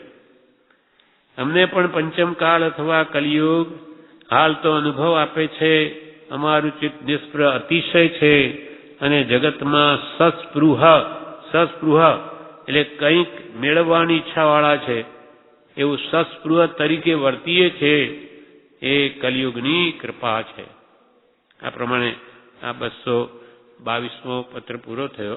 વિશેષ આપણે વચનામૃત પાન 275 પત્રાંક 222 મુંબઈ ફાગણવદ 11/1947. કાલે આ પત્ર વાંચેલો. ફરીથી પંચમ કાળ વિશે પરમ કૃપાળુ દેવે ઘણા પત્રોમાં એનો ઉલ્લેખ કર્યો છે, એટલે ફરીથી અડધો ભાગ વાંચીએ છીએ. પંચમ કાળને નામે જૈન ગ્રંથો આ કાળને ઓળખે છે અને કલિકાળને નામે પુરાણ ગ્રંથો ઓળખે છે. એમ આ કાળને કઠિન કાળ કહ્યો છે. તેનો હેતુ જીવને સત્સંગ અને સત્શાસ્ત્રનો જોગ થવો આ કાળમાં દુર્લભ છે અને તેટલા જ માટે કાળને એવું ઉપનામ આપ્યું છે. પંચમ કાળ 6 આરા કહેવાય જૈન દ્રષ્ટિએ. પહેલો, બીજો, ત્રીજો એ તો યુગલિક હોય. ચોથા કાળમાં બધા ભગવાન તીર્થંકરો જન્મે અને પંચમ કાળ પંચમમાં આપણે છીએ. એ ખરાબમાં ખરાબ કાળ છે. અનંત કાળ ચક્ર પૂરા થાય, અનંત 20 કોડાકોડી સાગરો પમના, ત્યારે એક વાર આવો આવે. તે હમણાં છે. એક કાળ ચક્ર 20 કોડાકોડી સાગરો પમ કોને કહેવાય? જે કુવાની વાત છે એ તો એક પલ્યોપમ, એ 10 કોડા કોડી સાગરોપમનો 10 કોડા કોડી પલ્યોપમનો એક સાગરોપમ, એવા 20 કોડા કોડી સાગરોપમ વીતે ત્યારે એ કાળચક્ર કહેવાય. એમાં 6 આરા ઉત્સર પેઢીના અને 6 અવસર પેઢીના મળીને 20 કોડા કોડી થાય. એવા અનંત અથવા અસંખ્યાત એવા કાળચક્ર વ્યતીત થાય ત્યારે આ કાળ જેવો કાળ આવે. ભયંકર કાળ છે, એનું હુંડ નામ આપ્યું, હુંડા અવસરપીણી કાળ. ઉતરતો કાળ એવો પણ હુંડ, ઢીઠ, બિહામણો, ભયંકર. હજુ એનું વિકરાળ સ્વરૂપ તો હજુ આગળ છે. હજુ તો 2500 વર્ષ થયા છે, 2600 વર્ષ પૂરા થયા, 21000 વર્ષનો કે છે. હજુ ભયંકર સ્વરૂપ તો હજુ આગળ થશે. તે પંચમ કાળનું સ્વરૂપ બધું ભગવાન મહાવીરે પણ કહ્યું છે અને એના આધારે કૃપાળુ દેવે પણ મોક્ષમાળામાં પંચમ કાળના નામે બધું જ કહી દીધું છે કે શું કેવું થવાનું છે વર્તન. પંચમ કાળને નામે જૈન ગ્રંથો આ કાળને ઓળખે અને કડી કાળ એટલે પાપનો યુગ છે. આ મનુષ્યના મન જ પાપી છે, કેમ કે આવા હિન્દ પુણ્ય જીવો જ્યાં જન્મે છે તેથી આ કાળને પણ કલંક લાગ્યું છે. કૃપાલે તો ક્યાં સુધી કે જુદા સ્વરૂપમાં મુમુક્ષુ અને જુદા સ્વરૂપમાં આ મુનિઓ જોઈને અમને આશ્ચર્ય ઉપજે છે. આખી કાળ છે, નામ મુમુક્ષુ અને વૃત્તિઓ છે બુભુક્ષુ. બ્રહ્મચારી કે જેને મુમુક્ષુતા નથી તે બુભુક્ષુ છે, ખાવાનો ઈચ્છુક. ક્યાં મેળો હોય, ખાવાનું મળતું હોય તો હજારો લાખો ભેગા થઈ જાય, અને જ્યાં તત્વની વાત હોય તો માંડ ગણ્યા ગાંઠા નીકળે. એમ નામ મુમુક્ષુ છે બુભુક્ષુ, અથવા નામ શ્રાવક ને શ્રાવકના લક્ષણ કઈ ન મળે, કહેવાય મુનિ ને મુનિના આચારમાં ઠેકાણા નહીં. જે ભગવાને નિશ્ચિત કર્યા છે તે એવું ભયંકર સ્વરૂપ જોઈને કૃપાલ એને આશ્ચર્ય ઉપજે છે કે આ કેવો કાળ છે. વળી કૃપાલે એક ઠેકાણે એમ લખ્યું કે આ કાળમાં અમને બધા કૃતજ્ઞ જ મળતા જણાય છે. કૃતજ્ઞ અને કૃતજ્ઞ. કૃતજ્ઞ એટલે કરેલા ઉપકારને ઓળવે નહીં, ઉપકાર વાળવાનો પ્રયત્ન કરે અથવા એનું ખરાબ તો ન જ કરે ઉપકાર કરનારનું. જ્યારે કૃતજ્ઞ, કૃપાળુ દેવ તો બધાનું ભલું છે, બધાનો ઉપકાર કરે, તેના બદલામાં અપકાર કરનારા, એનો પાછો અપકાર કેમ થાય, આવા જીવો કે અમને મળે છે આ કાળમાં. તો આ કાળનું શું કહેવું આવું સ્વરૂપ? જે નાની પુરુષો જેનું ભલું ઈચ્છે એનું જ બુરું ઈચ્છે એવો આ કાળ છે. એના વિશે કૃપાળુદેવ 375 ઉપર જણાવે છે.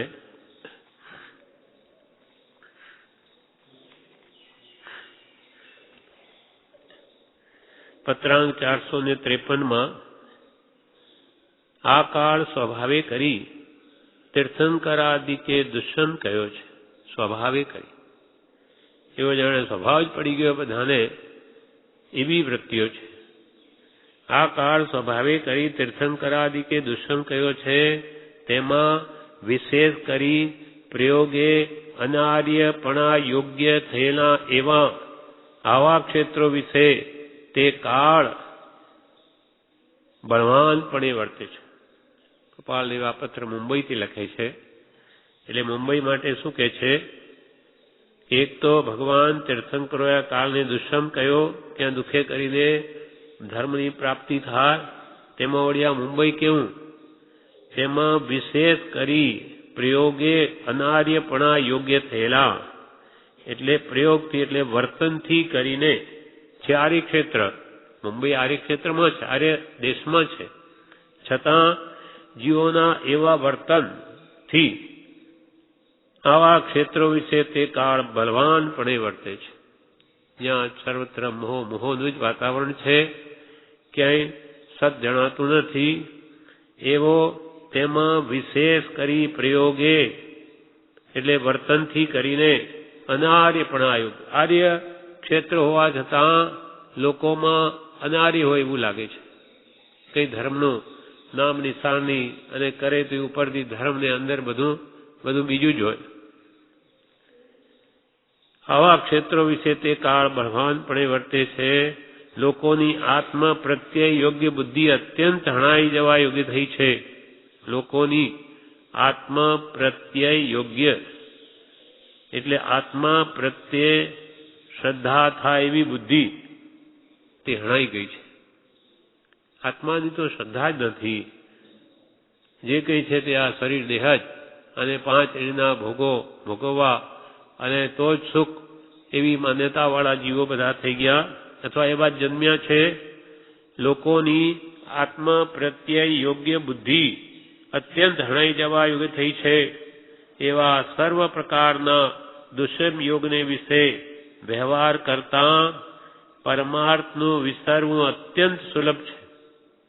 આવા કાળમાં આત્માર્થનું વિસરવું, ભૂલી જવું, આત્માર્થ ભૂલી જવો એ તો સાવ સહજ છે કે ચારે બાજુ આવા ઇન્દ્રિયના આકર્ષણો અથવા વસ્તુઓ છે કે એને આત્માર્થ એ ક્ષણમાં ભૂલાઈ જાય.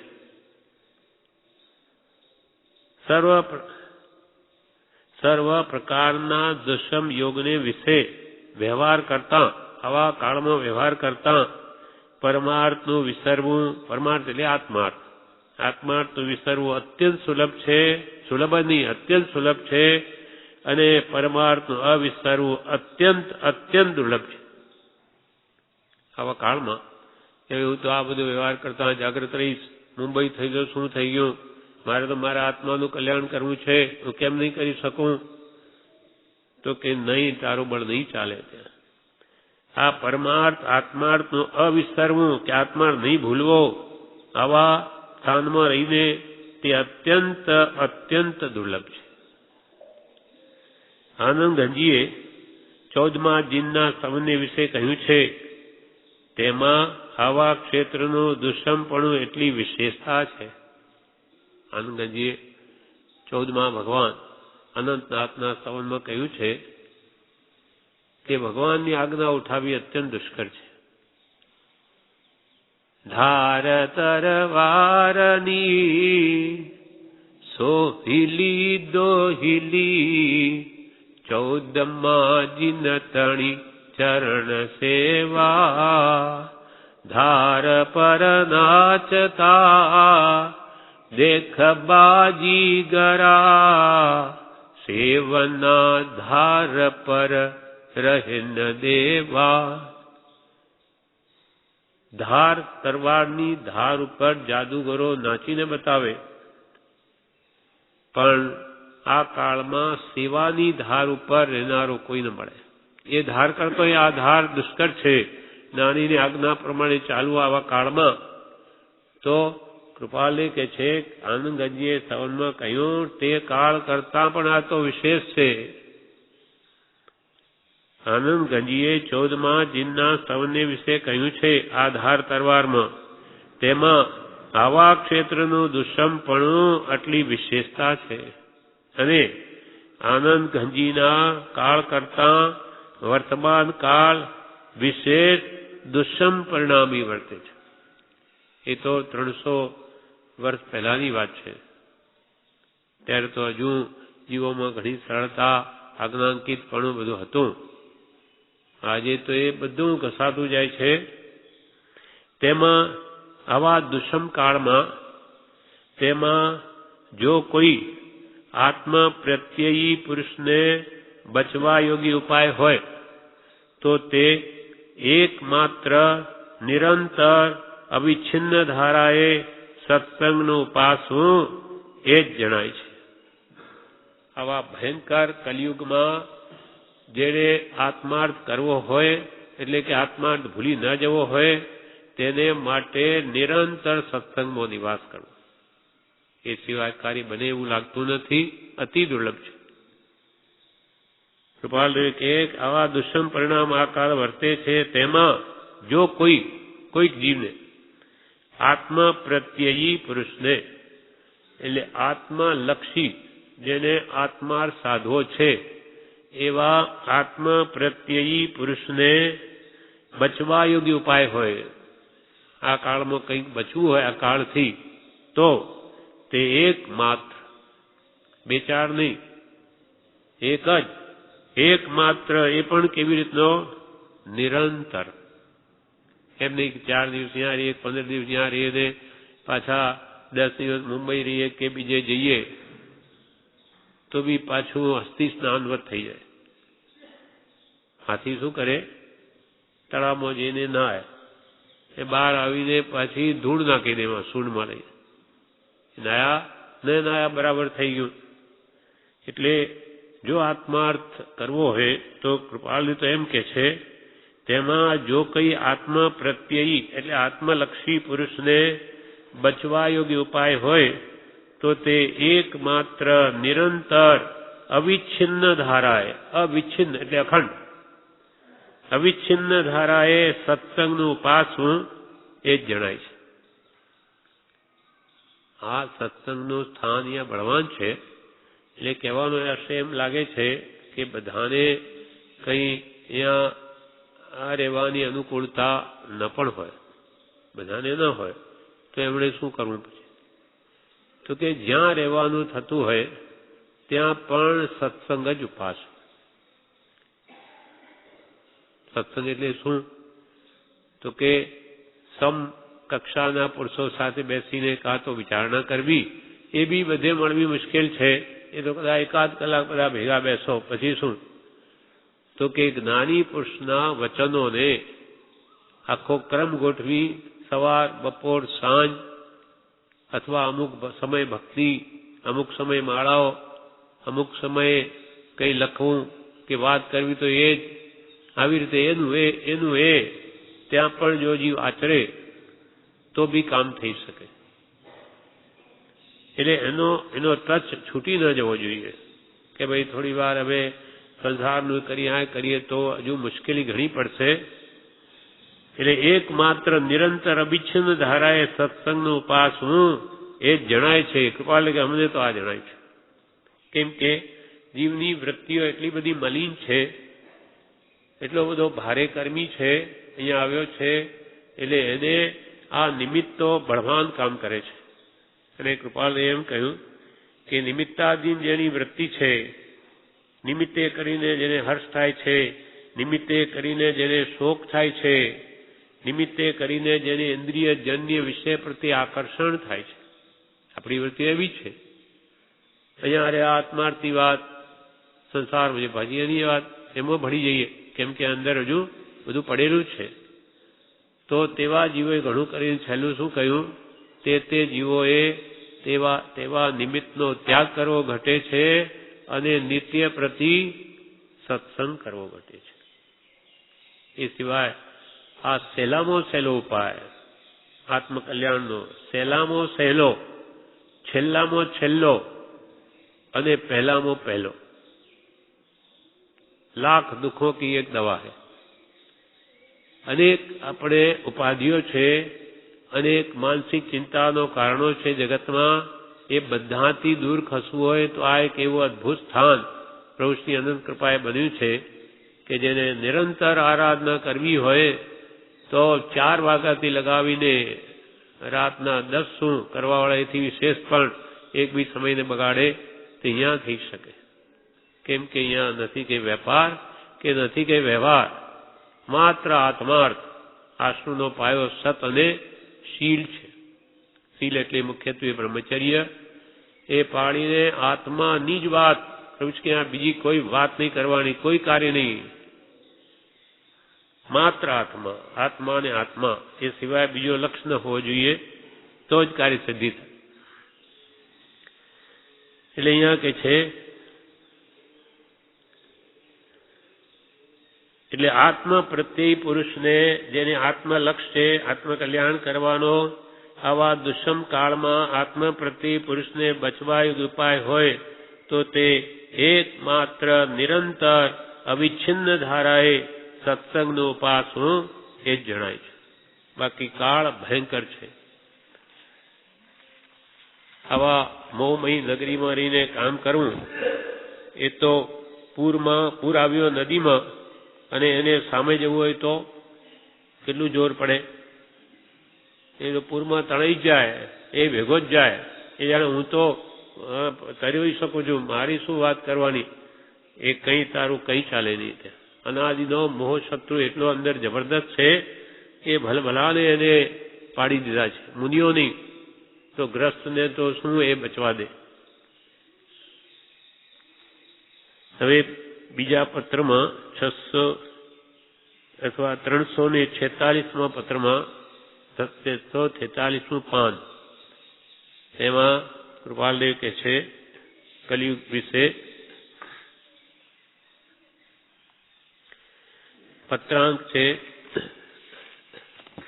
398. એમાં કહે છે શાસ્ત્રોને વિશે આ કાલને અનુક્રમે ક્ષીણપણા યોગ્ય કહ્યો છે અને તે પ્રકારે અનુક્રમે થયા કરે છે. શાસ્ત્રમાં આ કાળને કેવો કયો? અનુક્રમે ક્ષીણપણા યોગ્ય, એટલે આ ઉતરતો કાળ કયો છે. આ અવસર્પિણી કાળ છે, ઉત્સર્પિણી કાળ નથી. બધો દિવસે દિવસે ઉત્તમ વસ્તુ ઘટતી જાય છે અને કનિષ્ઠ વસ્તુનો ઉદય છે. એટલે કૃપાલ કે આ કાળને શાસ્ત્રોમાં અનુક્રમે ધીમે ધીમે ક્ષીણપણા યોગ્ય કયો છે અને તે પ્રકારે અનુક્રમે થયા કરે છે. એ ક્ષીણપણું મુખ્ય કરીને પરમાર્થ સંબંધીનું કહ્યું છે. શું ક્ષીણ? પરમાર્થ, આત્માર્થ દિવસે દિવસે હણાઈ રહ્યો છે. આપણને બધાને ખબર છે કે આપણી પેઢી છે તેને હવે એમાં રસ નથી, પરમાર્થની પડી નથી, અને આપણા છોકરાઓની રસ નથી. કંઈક એમાં આપણો પણ વાંક હોઈ શકે કે એમને સંસ્કાર ન આપ્યા હોય તો એ બિચારા શું કરે? પ્રેમમાં લાડમાં ઉછેર્યા હોય, એને જેમ કરવા દીધું હોય તો પછી મોટા તેને ક્યાંથી સત જાણે. અમુક વાંક આપણો પણ હોઈ શકે. એક જણે એમ કહ્યું છે કે જે પોતાના પુત્રોને માતા પિતા સંસ્કાર ન આપતા હોય તે તેના માતા પિતા નથી, તે તેના શત્રુ છે. બાળક તો શું સમજે, એને જ્યાં વાળવું હોય તે વળી જાય, પણ માતા પિતા એને સાચા સંસ્કાર આપવામાં આવા સાનોમય ન લાવે અને ત્યાં પણ એવું સાહિત્ય એને ન આપે, વાત પણ એવી ન કરે ઘરમાં, બાળક શું સમજે? પછી આજકાલની જેવી વિદ્યા શિક્ષા કેવી છે, બધી અંગ્રેજી વિદ્યા, એટલે પરમાર્થ ભૂલાઈ જ જાય. તે પ્રકારે ક્ષીણપણા અનુક્રમે થયા કરે છે. એ ક્ષીણપણું મુખ્ય કરીને પરમાર્થ સંબંધીનું કહ્યું છે. જે કાળમાં અત્યંત દુર્લભપણે પરમાર્થની પ્રાપ્તિ થાય તે કાળ દુષ્મ કહેવાયું છે. અત્યંત દુર્લભપણે કૃપાલદેવ શબ્દ વાપરે છે, ખાલી દુર્લભ જ નહીં, અત્યંત દુર્લભપણે પરમાર્થની જ્યાં પ્રાપ્તિ થાય, સતમાર્ગની વાત છે. બીજા તો ધર્મને નામે તો ઘણું બધું જગતમાં ચાલી જ રહ્યું છે. સાચો માર્ગ, જ્ઞાની પુરુષોએ જે ભગવાન મહાવીરનો મૂળ માર્ગ કૃપાલની પ્રગટમાં લાવ્યા, એ વાત સાચી વાત હાથમાં આવી અતિ દુર્લભ છે. આપણને બધું મળી ગયું છે એટલે આપણે એનું મહાત્મ્ય લાગતું નથી. બાકી અત્યંત દુર્લભ વસ્તુ આપણા હાથમાં આવી છે. આવા ભયંકર કલિયુગ કાળમાં, જે કાળમાં અત્યંત દુર્લભપણે પરમાર્થની પ્રાપ્તિ થાય તે કાળ દુષ્મ કહેવા યોગ્ય છે. જો કે સર્વકાળને વિશે પરમાર્થ પ્રાપ્તિ જેનાથી થાય છે એવા પુરુષોનો જોગ દુર્લભ જ છે. જે જ્ઞાની પુરુષ વડે સાચો આત્મધર્મ પ્રાપ્ત થાય તેનો યોગ તો સર્વકાળમાં દુર્લભ જ છે. તથાપિ આવા કાળને વિશે તો અત્યંત દુર્લભ હોય છે. જીવોની પરમાર્થ વૃત્તિ ક્ષીણ પરિણામને પામતી જતી હોવાથી તે પ્રત્યે જ્ઞાની પુરુષોના ઉપદેશનું બળ ઓછું થાય છે. દિવસે એવા જીવો જન્મે છે કે હવે પરમાર્થ વૃત્તિ એટલે આત્માર્થનો લક્ષ્ય નથી. જીવોની પરમાર્થ વૃત્તિ ક્ષીણ પરિણામને પામતી જતી હોવાથી દિવસે દિવસે વૃત્તિઓ બધી વિષય કથાએ વાળી વધારે થતી જતી હોવાથી તે પ્રત્યે જ્ઞાની પુરુષના ઉપદેશનું બળ ઓછું થતું જાય છે. કૃપાલે લખ્યું છે કે વિષયથી જેની ઇન્દ્રિયો આર્ત છે તેને શીતળ એવું આત્મસુખ આત્મતત્વ ક્યાંથી પ્રતીતિ મળે? શુક્લ અંતઃકરણ વિના મારા વચનને કોણ દાદ આપશે? બધી વિષય કશાની જ વૃત્તિઓવાળા જીવો છે, એમાં આત્માની વાત ક્યાં ઉતરે? એટલે જ્ઞાની પુરુષો ઉપદેશનું બળ હવે ઓછું થતું જાય છે. એટલે ઉપદેશને ગ્રહણ કરવા વાળા દિનો દિન ઘટતા જાય છે. તેથી કૃપાલ એના પરથી શું નિર્ણય કરે છે? અને તેથી પરંપરાએ તે ઉપદેશ પણ ક્ષીણપણાને પામે છે. એટલે પરમાર્થ માર્ગ અનુક્રમે વ્યવચ્છેદ થવા યોગ્ય કાળ આવે છે. ઉપદેશ ઝીલનારા નથી, પહેલા તો ઉપદેશ આપનારી દેખાતા નથી એવા, અને ઝીલનારાય નથી, અને દિવસે તે ઝીલનારાય નથી ને એ નથી તો પરમાર્થ માર્ગ હવે વિચ્છેદ જવા આવે છે. ધીમે ધીમે એ બધું ભૂસાતું જશે. પરંપરાએ તે ઉપદેશ પણ ક્ષીણપણાને પામે છે. એટલે પરમાર્થ માર્ગ અનુક્રમે વ્યવચ્છેદ એટલે નાશ થવા યોગ્ય કાળ આવે છે. આપણને પણ દેખાય છે કે દિવસે દિવસે જીવોની વૃત્તિ આત્મા તરફથી ઓછી થતી જાય છે, અને બહાર એવા મોહના ઇન્દ્રિય વિષયોના સાધનો વધતા જાય છે. આ ટીવી વગેરે એને જોઈને એટલે ત્યાં જ એનું આકર્ષણ રહે છે. કેમ એમ? તો કે આ કાળમાં હિન્દ પુણ્ય જેવું આ ભરત ક્ષેત્ર ઘેરી લીધું છે, અને સાચા આત્માર્થી હોય તે મુખ્યત્વે અહીંયા જન્મે જ નહીં. બહુ ઓછા જ અહીંયા જન્મ લે, બાકી તો કંઈ આવે જ નહીં. એ મહાવિદેમાં જાય કા દેવલોકમાં જતા રહે. અહીંયા જીવો જેવા આવે. આ કાળને વિશે અને તેમાં પણ હમણાં લગભગના સેંકડાથી મનુષ્યની પરમાર્થ પરથી બહુ ક્ષીણપણાને પામી. કૃપાલજી કહે એમના સમયમાં આજથી 100 વર્ષ પહેલા કૃપાલજી શું કહે કે 100 વર્ષથી લગભગ સેંકડાથી મનુષ્યની પરમાર્થ વૃત્તિ એટલે કે આત્માર્થની ઈચ્છા બહુ ક્ષીણપણાને પામી છે. કૃપાલજીનો ટાઈમમાં એ જ હતું, અને આજે તો બીજા 100 ગયા. અને એ વાત પ્રત્યક્ષ છે. સહજાનંદજીના વખત સહજાનંદ સ્વામિનારાયણ સ્થાપક મતના સહજાનંદ સ્વામીના વખત સુધી મનુષ્યમાં જે સરળ વૃત્તિ હતી તે અને આજની સરળ વૃત્તિમાં મોટો તફાવત થઈ ગયો છે. 100 વર્ષ પહેલા કૃપાલજી કહે છે ત્યાં સુધી મનુષ્યોની વૃત્તિને વિશે કંઈ આજ્ઞાંકિતપણું, પરમાર્થની ઈચ્છા અને તે સંબંધની નિશ્ચયમાં દ્રઢતા એ જેવા હતા તેવા આજે નથી. તેથી તો આજે ઘણું ક્ષીણપણું થયું છે. જો કે હજુ આ કાળમાં પરમાર્થ વૃત્તિ કેવળ વ્યવચ્છેદ પ્રાપ્ત થઈ નથી, કેવળ નાશ થયો નથી હજુ, તેમ સત્પુરુષ રહિત ભૂમિ થઈ નથી. કોઈને કઈ એમ કે છે ભગવાન મહાવીરનું શાસન છે ત્યાં સુધી કોઈને કોઈ તો જ્ઞાની હોય જ, પણ કૃપાલ કે ગુફામાં છે, એમનું યોગ બળ એટલું નથી કે બીજાનું કરી શકે, એટલે એ પોતાનું કરી જ રહ્યા છે, બાકી સાવ નાશ થયો નથી. તેમ સત્પુરુષ રહિત ભૂમિ થઈ નથી, તો પણ કાળ તે કરતા વધારે વિષમ છે, બહુ વિષમ છે એમ જાણીએ છીએ. 100 વર્ષ પહેલા 100 વર્ષમાં તો હજુ શું થયું હશે, કેટલી વિષમતા વધી ગઈ હશે. એવા કાળમાં આપણે બેઠા, પણ કાલે શું આવેલું કે જેને સત્પુરુષ મળ્યા તેને માટે તો આ ચોથો આરો છે. આ વિશે બ્રહ્મચારીજીએ 422 પત્રના વિવેચનમાં કહ્યું છે. એમાં વિવેચનમાં એમ કે છે, પત્રાંક 422 વિવેચન કે દુકાળનો અવસર હોય ત્યારે લોકો ગમે તેવું લુખું સૂખું ભોજન મળે તેથી ચલાવે છે. ભોજન મળવું મુશ્કેલ પડે છે દુકાળમાં, જે મળે ખાઈને પેટ ભરે. એવો આ કાળમાં પરમાર્થ રૂપી દુકાળ પડ્યો છે. તેથી પરમાર્થ પ્રાપ્ત થવો દુર્લભ છે. બીજી વસ્તુઓ પહેરવા ઓઢવાનું તો સારું થયું છે, એમાં તો ઘણી પ્રગતિ થઈ છે. જેમ જેમ આ બહારની અનુકૂળતા વધતી જાય છે તેમ તેમ આત્માર્થ વધારે ભૂલાતો જાય છે. દેહની સગવડ તેટલી આત્માની અગવડ. દેહને હવે શું બધી જ સગવડ.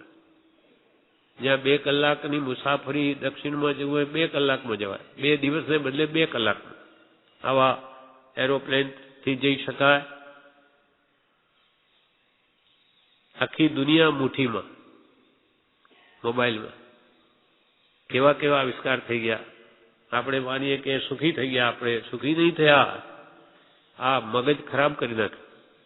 આખો દાડો એના વિચારો ભૂલાય જ નહીં. કંઈક થોડી એકાંત લીધું એમાં તરત જ ઘંટડી વાગે ફોનની. શાંતિથી જમી ન શકે. એટલે નિરંતર એ જગતનો જ પ્રભા એના હૃદયમાં રહે. ને કૃપાલદેવ તો એમ કે જગતની વિસ્મૃતિ કરવી. બધું કરીને શું કરવાનું છે?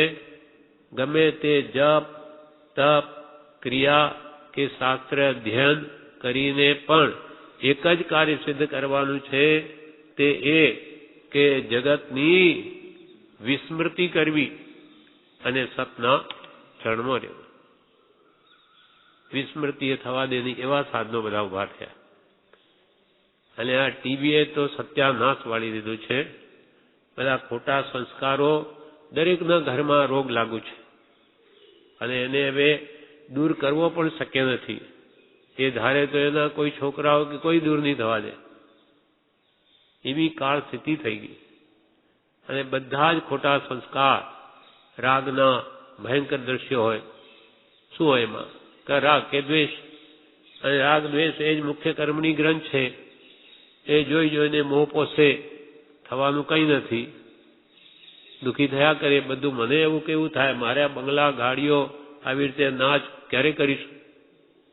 જોયા કરો, દુઃખી થયા કરો, કર્મ બાંધ્યા કરો, હાથમાં કંઈ નહીં આવે. એ લોકો તો નાટક કરીને આપણને બધું બતાવે ને આપણી દશા બગડી જાય. આવા સંસ્કારો ઘર કરે એ કલાકો સુધી અંદર કામ કરે. એટલે હવે પાછું બીજું જોઈએ. એટલે મોહ જ પસાયા કરે. એટલે ભયંકર કર્મ બંધન થયા કરે અને અનંત સંસાર વધારે છે. એમ આ જીવો બ્રહ્મચારી કે અહીંયા પરમાર્થ માર્ગ દુર્લભ છે. બાકી તો પહેરવા ઓઢવાનું તો સારું થયું છે, પણ આ કાળમાં પરમાર્થ માર્ગ પામવો દુર્લભ થઈ પડ્યો છે. આકાશમાં ઉડતા વિમાનો આદિ ઘણું થયું છે, પણ પરમાર્થ આ કાળમાં દુઃખે કરી પમાય છે. પહેલાના શ્રાવકો તો એવા હતા કે સાધુ ભૂલો પડ્યો હોય તેને પણ સુધારતા. અત્યારના કાળમાં ધર્મ સંબંધી કંઈ વિશેષ રહ્યું નથી. માત્ર ધર્મના નામે આડંબર છે. ધર્મ નામે ધમાધમ મચી ધર્મ માર્ગ રહ્યો દૂર રહે. આ કાળમાં દુઃખે કરીને ધર્મ પમાય છે, કેમ કે સાચા જ્ઞાની પુરુષોનો અભાવ છે. આ કાળ ઊંડા અવસરપીણી છે. જીવને એમ તો લાગવું જોઈએ કે મારાથી આત્મકલ્યાણ થતું નથી એમ વ્યાકુળતા થવી જોઈએ. પ્રમાદી થઈને બેસી રહેવાનું નથી. સત્સંગ મોટી વસ્તુ છે, તેમાં આત્મહિત કરવું છે. એ લક્ષ્ય રાખીને સાંભળવું, વિચારવું. આ કાળ એવો છે કે સત્પુરુષની છાયામાં રહે તો જ ધર્મ પમાય છે. કેમ કે ચારે બાજુ એ ક્યાંય નિવૃત્તિ અવસાન જ નથી ક્યાંય. આખા વિશ્વમાં, હિન્દુસ્તાનમાં નહીં. બ્રહ્મચારી બધે દક્ષિણ યાત્રા ફરી આવ્યા. કેટલા કઈ મહિનો પાછા અહીંયા આવીને શું કે આશ્રમ જેવું ક્યાંય નથી. બધા તીર્થસ્થાનો જઈ આવ્યા. બધે ખાવા પીવાની વાતો. આપણા મુક્ષો સાથે એ પણ એ તો જ્ઞાની લક્ષ કરાવે, બાકી તો એની પણ એ જ લક્ષ રહે. એટલે સત્સંગ જ્યાં ન હોય, તીર્થ શા માટે છે કે કોઈ જ્ઞાની પુરુષો યોગ થઈ જાય, સત્સંગ મળે, આપણું જીવન ફરે, એના માટે તીર્થસ્થાન છે. હવે ક્યાં જ્ઞાની તો દેખાતા નથી તીર્થોમાં, અને સત્સંગનો યોગ નથી. એટલે અહીંયા છે પ્રભુશ્રીની આજ્ઞાએ આખો દાડો સત્સંગ ભક્તિ થઈ શકે માટે એને તીર્થ શિરોમણી કહ્યું છે. તીર્થાધિરાજ, અખિલ ભૂમંડલ ભૂષણ એવા અનેક વિશેષણો કેમ આપ્યા કે અહીંયા માત્ર સત્સંગ ભક્તિનો જ જોગ છે, જેવો ક્યાંય નથી. અને બીજી બધી દૂષણો બધા બંધ. નિયમો પ્રભુશ્રી બનાવી દીધા કે અહીંયા કઈ નહીં ચાલે. બીજું ભક્તિ ભજન કરો. સંસારિક વાત પ્રભુશ્રી દરવાજા બહાર મૂકીને આવો. આ સત્સંગ મોટી વસ્તુ છે, તેમાં આત્મહિત કરવું છે, લક્ષ્ય રાખીને સાંભળવું, વિચારવું. આ કાળ એવો છે કે સત્પુરુષની છાયામાં રહે આપણા માટે સત્સંગ. હવે જ્ઞાની તો પ્રત્યક્ષ ક્યાં છે? સત્સંગની છાયામાં રહે તો ધર્મ પમાય છે. અત્યારે શરીરના મોજ શોખના સાધનો બહુ વધ્યા છે. જાત જાતના કપડા, પહેરવેશ એવો, કપડા કપટ વધારતા. બ્રહ્મચારી શું કે આ નગ્ન શરીર તો જોવાલાયક નથી, ખાડા ટેકરા વાળું છે. એટલે એને ઉપર પાછી એવી કપડા પહેરાવે જેથી લોકોને મોહ કેમ થાય પરસ્પર, સ્ત્રી પુરુષોને. એવી એવી ફેશનોના કપડા નીકળે કે અંદર તો મોહ ભરેલો છે, એનો મોહ ઉછળે, વિશેષ એને આસક્તિ થાય, મોહ થાય. આવા પહેરવેશ દિવસે દિવસે વધી રહ્યા છે. અત્યારે શરીરના મોજ શોખના સાધનો બહુ ધ્યાન છે. તે કળીકાળનો જ પ્રભાવ છે. મોક્ષની પ્રતિકૂળતા વધી ગઈ છે. અનુકૂળતા નહીં, પ્રતિકૂળતા વધી ગઈ છે. કેટલાય કાળ વ્યતીત થઈ ગયા પણ કલ્યાણ થયું નહીં. વધારે પુરુષાર્થની જરૂર છે આવા કાળમાં, તો કંઈક બચી શકે. પરમાત્મા જેને આરાધ્યો હોય તેવા જીવો આ કાળમાં થોડાક જન્મે છે, થોડાક જ જન્મે. જેને પૂર્વના આરાધક હોય એવા જીવો કે છે આ કાળમાં થોડાક જન્મે. બાકી તો દેવલોક કે બીજે ક્ષેત્રે જાય, અહીંયા ના આવે. આ કાળમાં સારા સંયોગો હોત તો સહેલાઈથી પરમાત્મા પ્રાપ્ત થાત. કાળ એવો છે કે સત્પુરુષને શોધવા જાય તો પણ મળવા કઠણ છે. પ્રભુશ્રીજી આશ્રમમાંથી સ્ટેશને આવી બેસતા. બ્રહ્મચારી શું કહે, પ્રભુશ્રી આ સ્ટેશન પર જઈને બેસે, અને પ્રભુશ્રીજી આશ્રમમાંથી સ્ટેશને આવી બેસતા અને મારી પાસે વંચાવતા ત્યાં સ્ટેશન ઉપર. પણ કોઈ ના આવે. જાણે કોઈક જીવ કદાચ અડિયો ખડ્યો કોઈની રુચિ થાય, એનું કામ થઈ જાય, પણ બ્રહ્મચારી કે કોઈ ના આવે. ઘણા સત્પુરુષો હોત તો આ કાળને દુષ્મ કહેવાનું રહેત નહીં. આ કાળમાં ધર્મ ન થઈ શકે એમ પણ નથી, પણ દુઃખે કરી પ્રાપ્ત થાય એવો આ કાળ છે. જીવની ઈચ્છા હોય તો ધર્મ આરાધી શકે છે. જીવ પુરુષાર્થ કરે તો થાય એવું છે. જેને સત્સંગનો યોગ મળ્યો છે તેને તો આ કાળ ચોથો આરો છે. કુંડામાં રત્ન છે. જીવ ધારે તો બધું કરી શકે. આપણા મહાભાગ્ય કે આપણે સ્થાન મળ્યું, કંઈક આ પુરુષ પર શ્રદ્ધા થઈ તો કે છે તમારા માટે ચોથો આરો છે. અને કુંડામાં રત્ન છે. હવે રત્ન કુંડામાં પડ્યું તો કાઢતા શું વાર? એટલે ખાણમાંથી કાઢવું કેટલું જોર પડે. કુંડામાં જ છે. કેટલું સરળ છે. કૃપાલ કે અમને આ માર્ગ સ્વચ્છ કરતા અમે જાણીએ છીએ કેટલો થાક ચડ્યો છે અમને. એકદમ રાજમાર્ગ ચોખ્ખો કરી દો, હવે તમે એમાં ચાલ્યા કરો જેટલી સ્પીડથી જવું કે બિલકુલ સડક એકદમ ક્લિયર છે એવો માર્ગ સ્વચ્છ કર્યો છે. પણ બધું હોવા છતાં એને ઈચ્છા જ ન થાય તો જ્ઞાની શું કરે? જેને સત્સંગનો યોગ મળ્યો છે તેને તો આ કાળ ચોથો આરો છે. કુંડામાં રત્ન છે. જીવ ધારે તો બધું કરી શકે છે. ફરી એક બીજા પત્રમાં કૃપાલ એ કહે છે,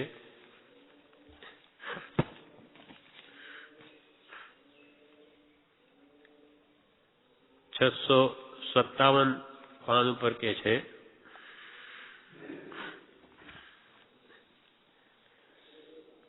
પત્રાંક 947 વડવાણ કેમ્પ, કારતક સુદ 5 રવિ 1957. છેલ્લો સમય કૃપાલ 57નો દેહ છૂટ્યો વળવાણ કેમ્પમાં, ત્યાંની વાત છે. રાજકોટ પછી આવે છે ત્યાંથી.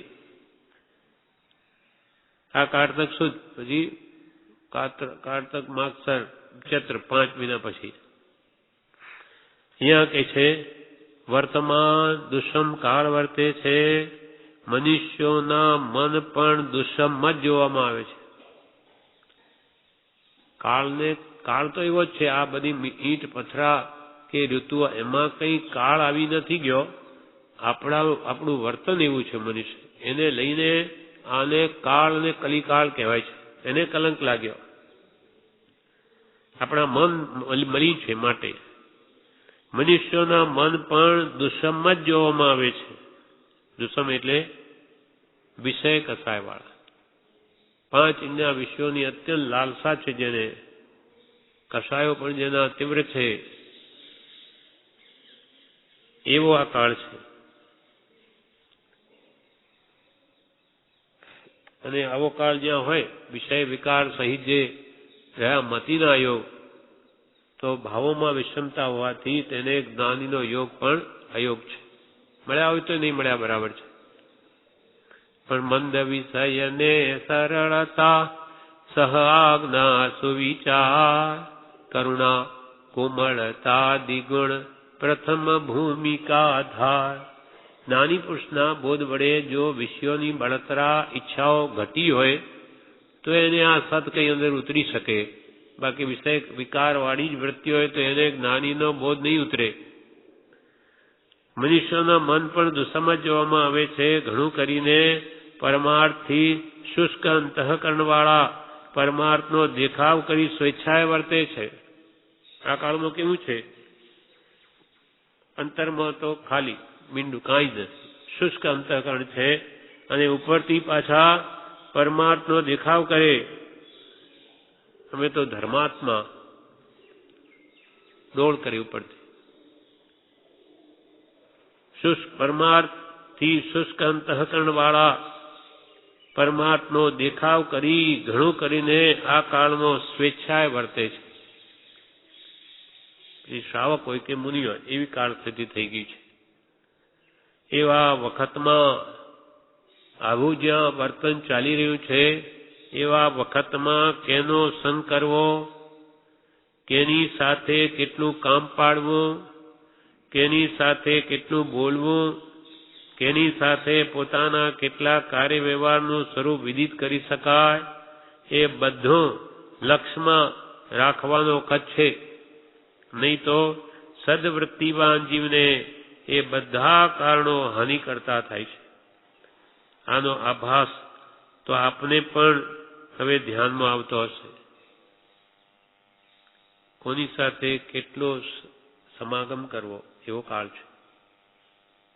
બીજાની તો સંપ્રદાયની વાત જવા દો, પણ કૃપાળુ દેવને નામે પણ ચાલતા પંથો તે જીવો સાથે પણ કેટલો સમાગમ કરવો એ વિચારવા જેવું છે. જેમ બધા જ પોતપોતાની ચલાવે પ્રત્યક્ષના નામે, તો આ તો માર કૃપાળ લીધો કોણ થઈ ગયા. એક અહીંયા જેવું છે કે પ્રભુ શ્રી બ્રહ્મચારીજીએ કોઈ દિવસ પોતાને ગુરુ તરીકે મનાવ્યા નથી, એ કૃપાળદેવ પર ઉભા રાખ્યા છે. તો એ આવું થઈ ગયું. એમનો પણ લક્ષ્ય એવો જ હતો કે એકને પકડશે તો એ ભૂંડા ન પડે, તો એ બિચારા જીવો જ એવા જન્મ્યા હોય જ્યાં ભટકાય ત્યાં પકડી લે, પછી છોડે જ નહીં. બસ અમારે તો એ જ. તો એવા વખતમાં કેનો સંગ કરવો, કોની સાથે કેટલું કામ પાડવું, કેની સાથે કેટલું બોલવું, કેની સાથે પોતાના કેટલા કાર્ય વ્યવહારનું સ્વરૂપ વિદિત કરી શકાય, પૂછી શકાય, કંઈક શું કરવું કરીને, એ બધું લક્ષમાં રાખવાનો સમય છે. નહીં તો સદવૃત્તિવાન જેને છૂટવું હોય તે ઉડતો ક્યાંય ભરાઈ જાય. કેમ કે બધા જ ધર્મ આપવા નીકળ્યા છે, માર્ગ બતાવવા. તમારે શરણે આવો, તમારે સંમતિ આપી દઈએ, કામ થઈ જાય તમારું. આવા જે ભગવાન મહાવીર નહીં કરી શક્યા, તે આવા જીવો નીકળ્યા છે. અનંત સંસાર વધારે એવા કામ કરે, પોતે તો બુડે બુડે બીજાને પણ બુડાડે. કૃપાલને આ મોટામાં મોટું દુઃખ હતું. અમને ચારે બાજુથી બરછીઓ ભોંકે તે સહન થાય, પણ આ જગતમાં કુગુરો બિચારા જે કંઈક પણ સત પ્રાપ્ત કરવાની જિજ્ઞાસા છે એને ઊંધે માર્ગે ચડાવે છે, એવા કુગુરો એ જોઈને એ બરછી અમારાથી સહન થતી નથી. કબીરદાસજીને પણ આ દુઃખ થયું છે. એમણે પણ એક ગાથા લખી છે કે जिनका गुरु है लालची दया नहीं सीख माही उन दोनों को भेजिए उजड़ कुआ माही. જેના ગુરુ લાલચી છે એટલે લોભી, બધા એના શિષ્યો પાસે ભક્તો પાસે પૈસા પડાવે અને શિષ્ય દયા નથી, દયા નહીં શીખ માહી, શીખ એટલે શિષ્યમાં દયા નથી, તે બેને ઉપાડીને કોઈ ઉજ્જડ કુવામાં નાખી દો. કેમ એવું બોલ્યા? તો બે તો મરે એવા છે, પણ એ કેટલાયને મારશે, કેટલાયનો સંસાર વધારશે, એટલે આવા વચન નીકળ્યા છે. એ બધું બહુ લક્ષમાં રાખવાનો વખત છે, નહીં તો સદવૃત્તિવાન જીવને બધા કારણો હાનિ કરતા થાય છે. આનો આભાસ તો આપને પણ હવે ધ્યાનમાં આવતો હશે. ફરી 620 પાન ઉપર કે છે,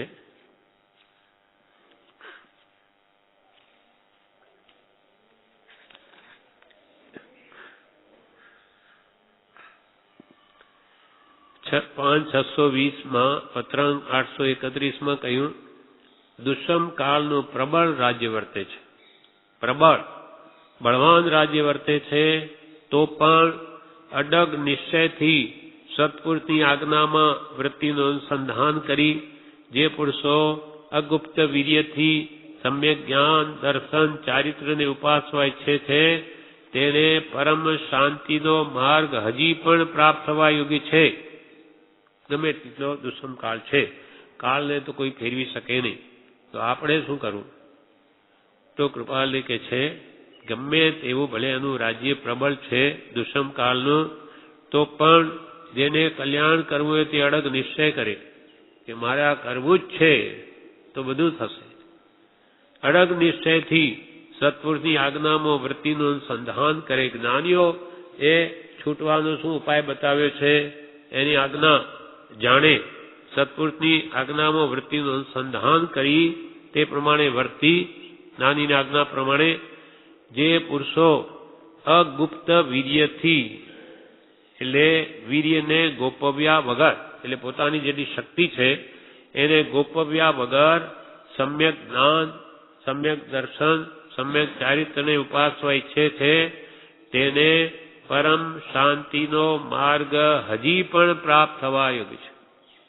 મોક્ષ માર્ગ બહુ લોપ છે કે સાવ નાશ પામ્યો નથી. હજુ પણ જેને કરવો હોય તો શાંતિ, પરમ શાંતિ આત્માની એ મળી શકે એમ છે. આ કાળમાં ધારે તો સમ્યક જ્ઞાન, જ્ઞાની પુરુષનો જે વચનો ઉપદેશ છે એ બધું સમ્યક જ્ઞાન છે, એને જાણવાય છે. પછી સમ્યક દર્શન, એને વાંચી વિચારીને શ્રદ્ધા કરે દ્રઢ, તે સમ્યક દર્શન. પછી તે પ્રમાણે જે વર્તે તો કે આજે પણ કામ થઈ શકે, કરવું હોય તેમ. વળી 686 પેજ ઉપર કે છે,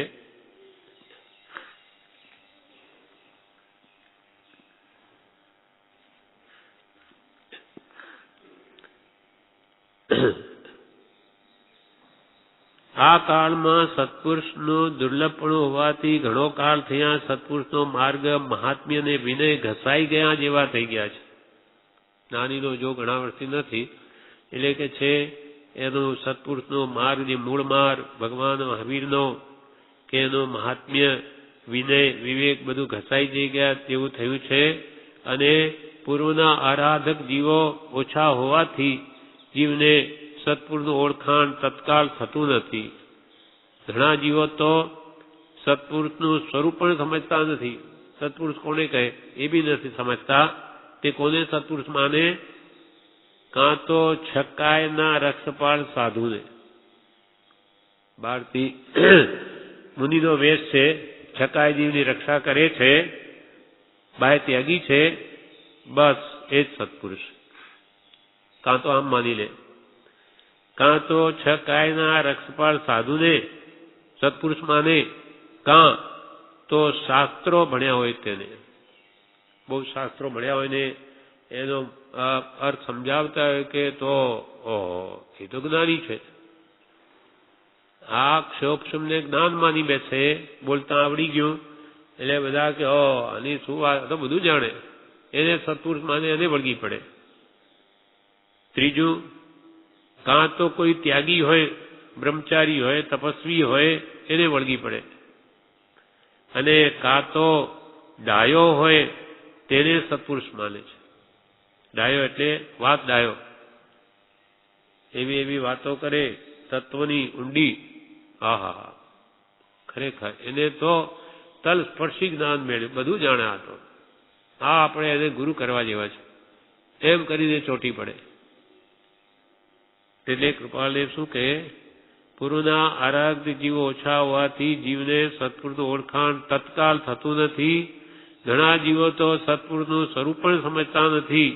કાં તો છકાયના રક્ષપાળ સાધુને, કાં તો શાસ્ત્રો ભણ્યા હોય તેને, કાં તો કોઈ ત્યાગી હોય તેને, અને કાં તો ડાયો હોય તેને સત્પુરુષ માને છે, પણ તે યથાર્થ નથી, પણ સાચું નથી. જ્ઞાન વસ્તુ તો અત્યંત દુર્લભ છે. આત્મજ્ઞાન સહેલું નથી. આપણો અનંત કાળ વહી ગયો છતાં હજુ સમકિત થયું નથી. અનંતવાળની દીક્ષા લીધી, કેવા કેવા પુરુષાર્થ કર્યા છે, પણ હજુ સુધી સમકિત નહીં પામ્યો. સમકિત નવી લયો રે એ તો રૂલ્યો ચતુર ગતિ માહી. સમકિત થયા પછી એને 4 ગતિમાં રજડવાનું મટી જાય, પણ ભટકીએ છીએ આપણે એટલે સમકિત થયું નથી. સમકિત એટલે આત્મદર્શન, આત્મજ્ઞાન, ભેદ જ્ઞાન, દેહથી ભિન્ન આત્માનો અનુભવ થયો નથી. સમકિત નવી લયો રે એ તો રૂલ્યો ચતુર ગતિ માહી. ત્રસ થાવર કી કરુણા કીની જીવન એક વિરાધ્યો. દીક્ષા લઈને એક પણ જીવ મરે નહીં. હાલતા ચાલતા ત્રસ થાય બિલકુલ નહીં. ત્રસ શું? થાવર નહીં, એ તો અડે નહીં. પાણી ના, અગ્નિ અમે તો અડીએ નહીં, સાદું થાય. ત્રસ થાવર કી કરુણા કીની જીવન એક વિરાધ્યો. તીન કાલ સામાયિક કરતા શુદ્ધ ઉપયોગન સાધ્યો. સમકિત નવી લયો રે એ તો રૂલ્યો ચતુર ગતિ માહી. સવારના સામાયિક, બપોરે સામાયિક, સાંજે સામાયિક. પણ સામાયિક શું? સમતા સામાય્યો એ સંભાવ આવ્યો નહીં. ખાલી સમય પાસ કરી લીધો, એ સામાયિકમાં જે કરવાનું એ કરી નહીં. એટલે કે છે બધું કરવા છતાં રજડ્યો. આ જ્ઞાની પુરુષોથી લક્ષ આવે કે ક્રિયાઓ બધી એની એ છે, એ બધી ફોક કેમ ગઈ? એનો જ્ઞાની પુરુષો જ આપણને રસ્તો બતાવે. એટલે યમ નિયમમાં બધું કહીને કે બધું કર્યું, પણ બિન સદગુરુ કોઈ ન ભેદ લે. મુખ આગળ કહ બાત કહે. તારા અંદર જ છે બધું, કેવળના સુધી, પણ કોણ બતાવી શકે? આ પ્રમાણે આ પત્રમાં પંચમ કાળને નામે જૈન ગ્રંથો આ કાળને ઓળખે છે, અને કલિકાળને નામે પુરાણ ગ્રંથો ઓળખે છે. એમાં કાળને કઠિન કાળ કયો છે, તેનો હેતુ, કારણ શું, કઠિન શું?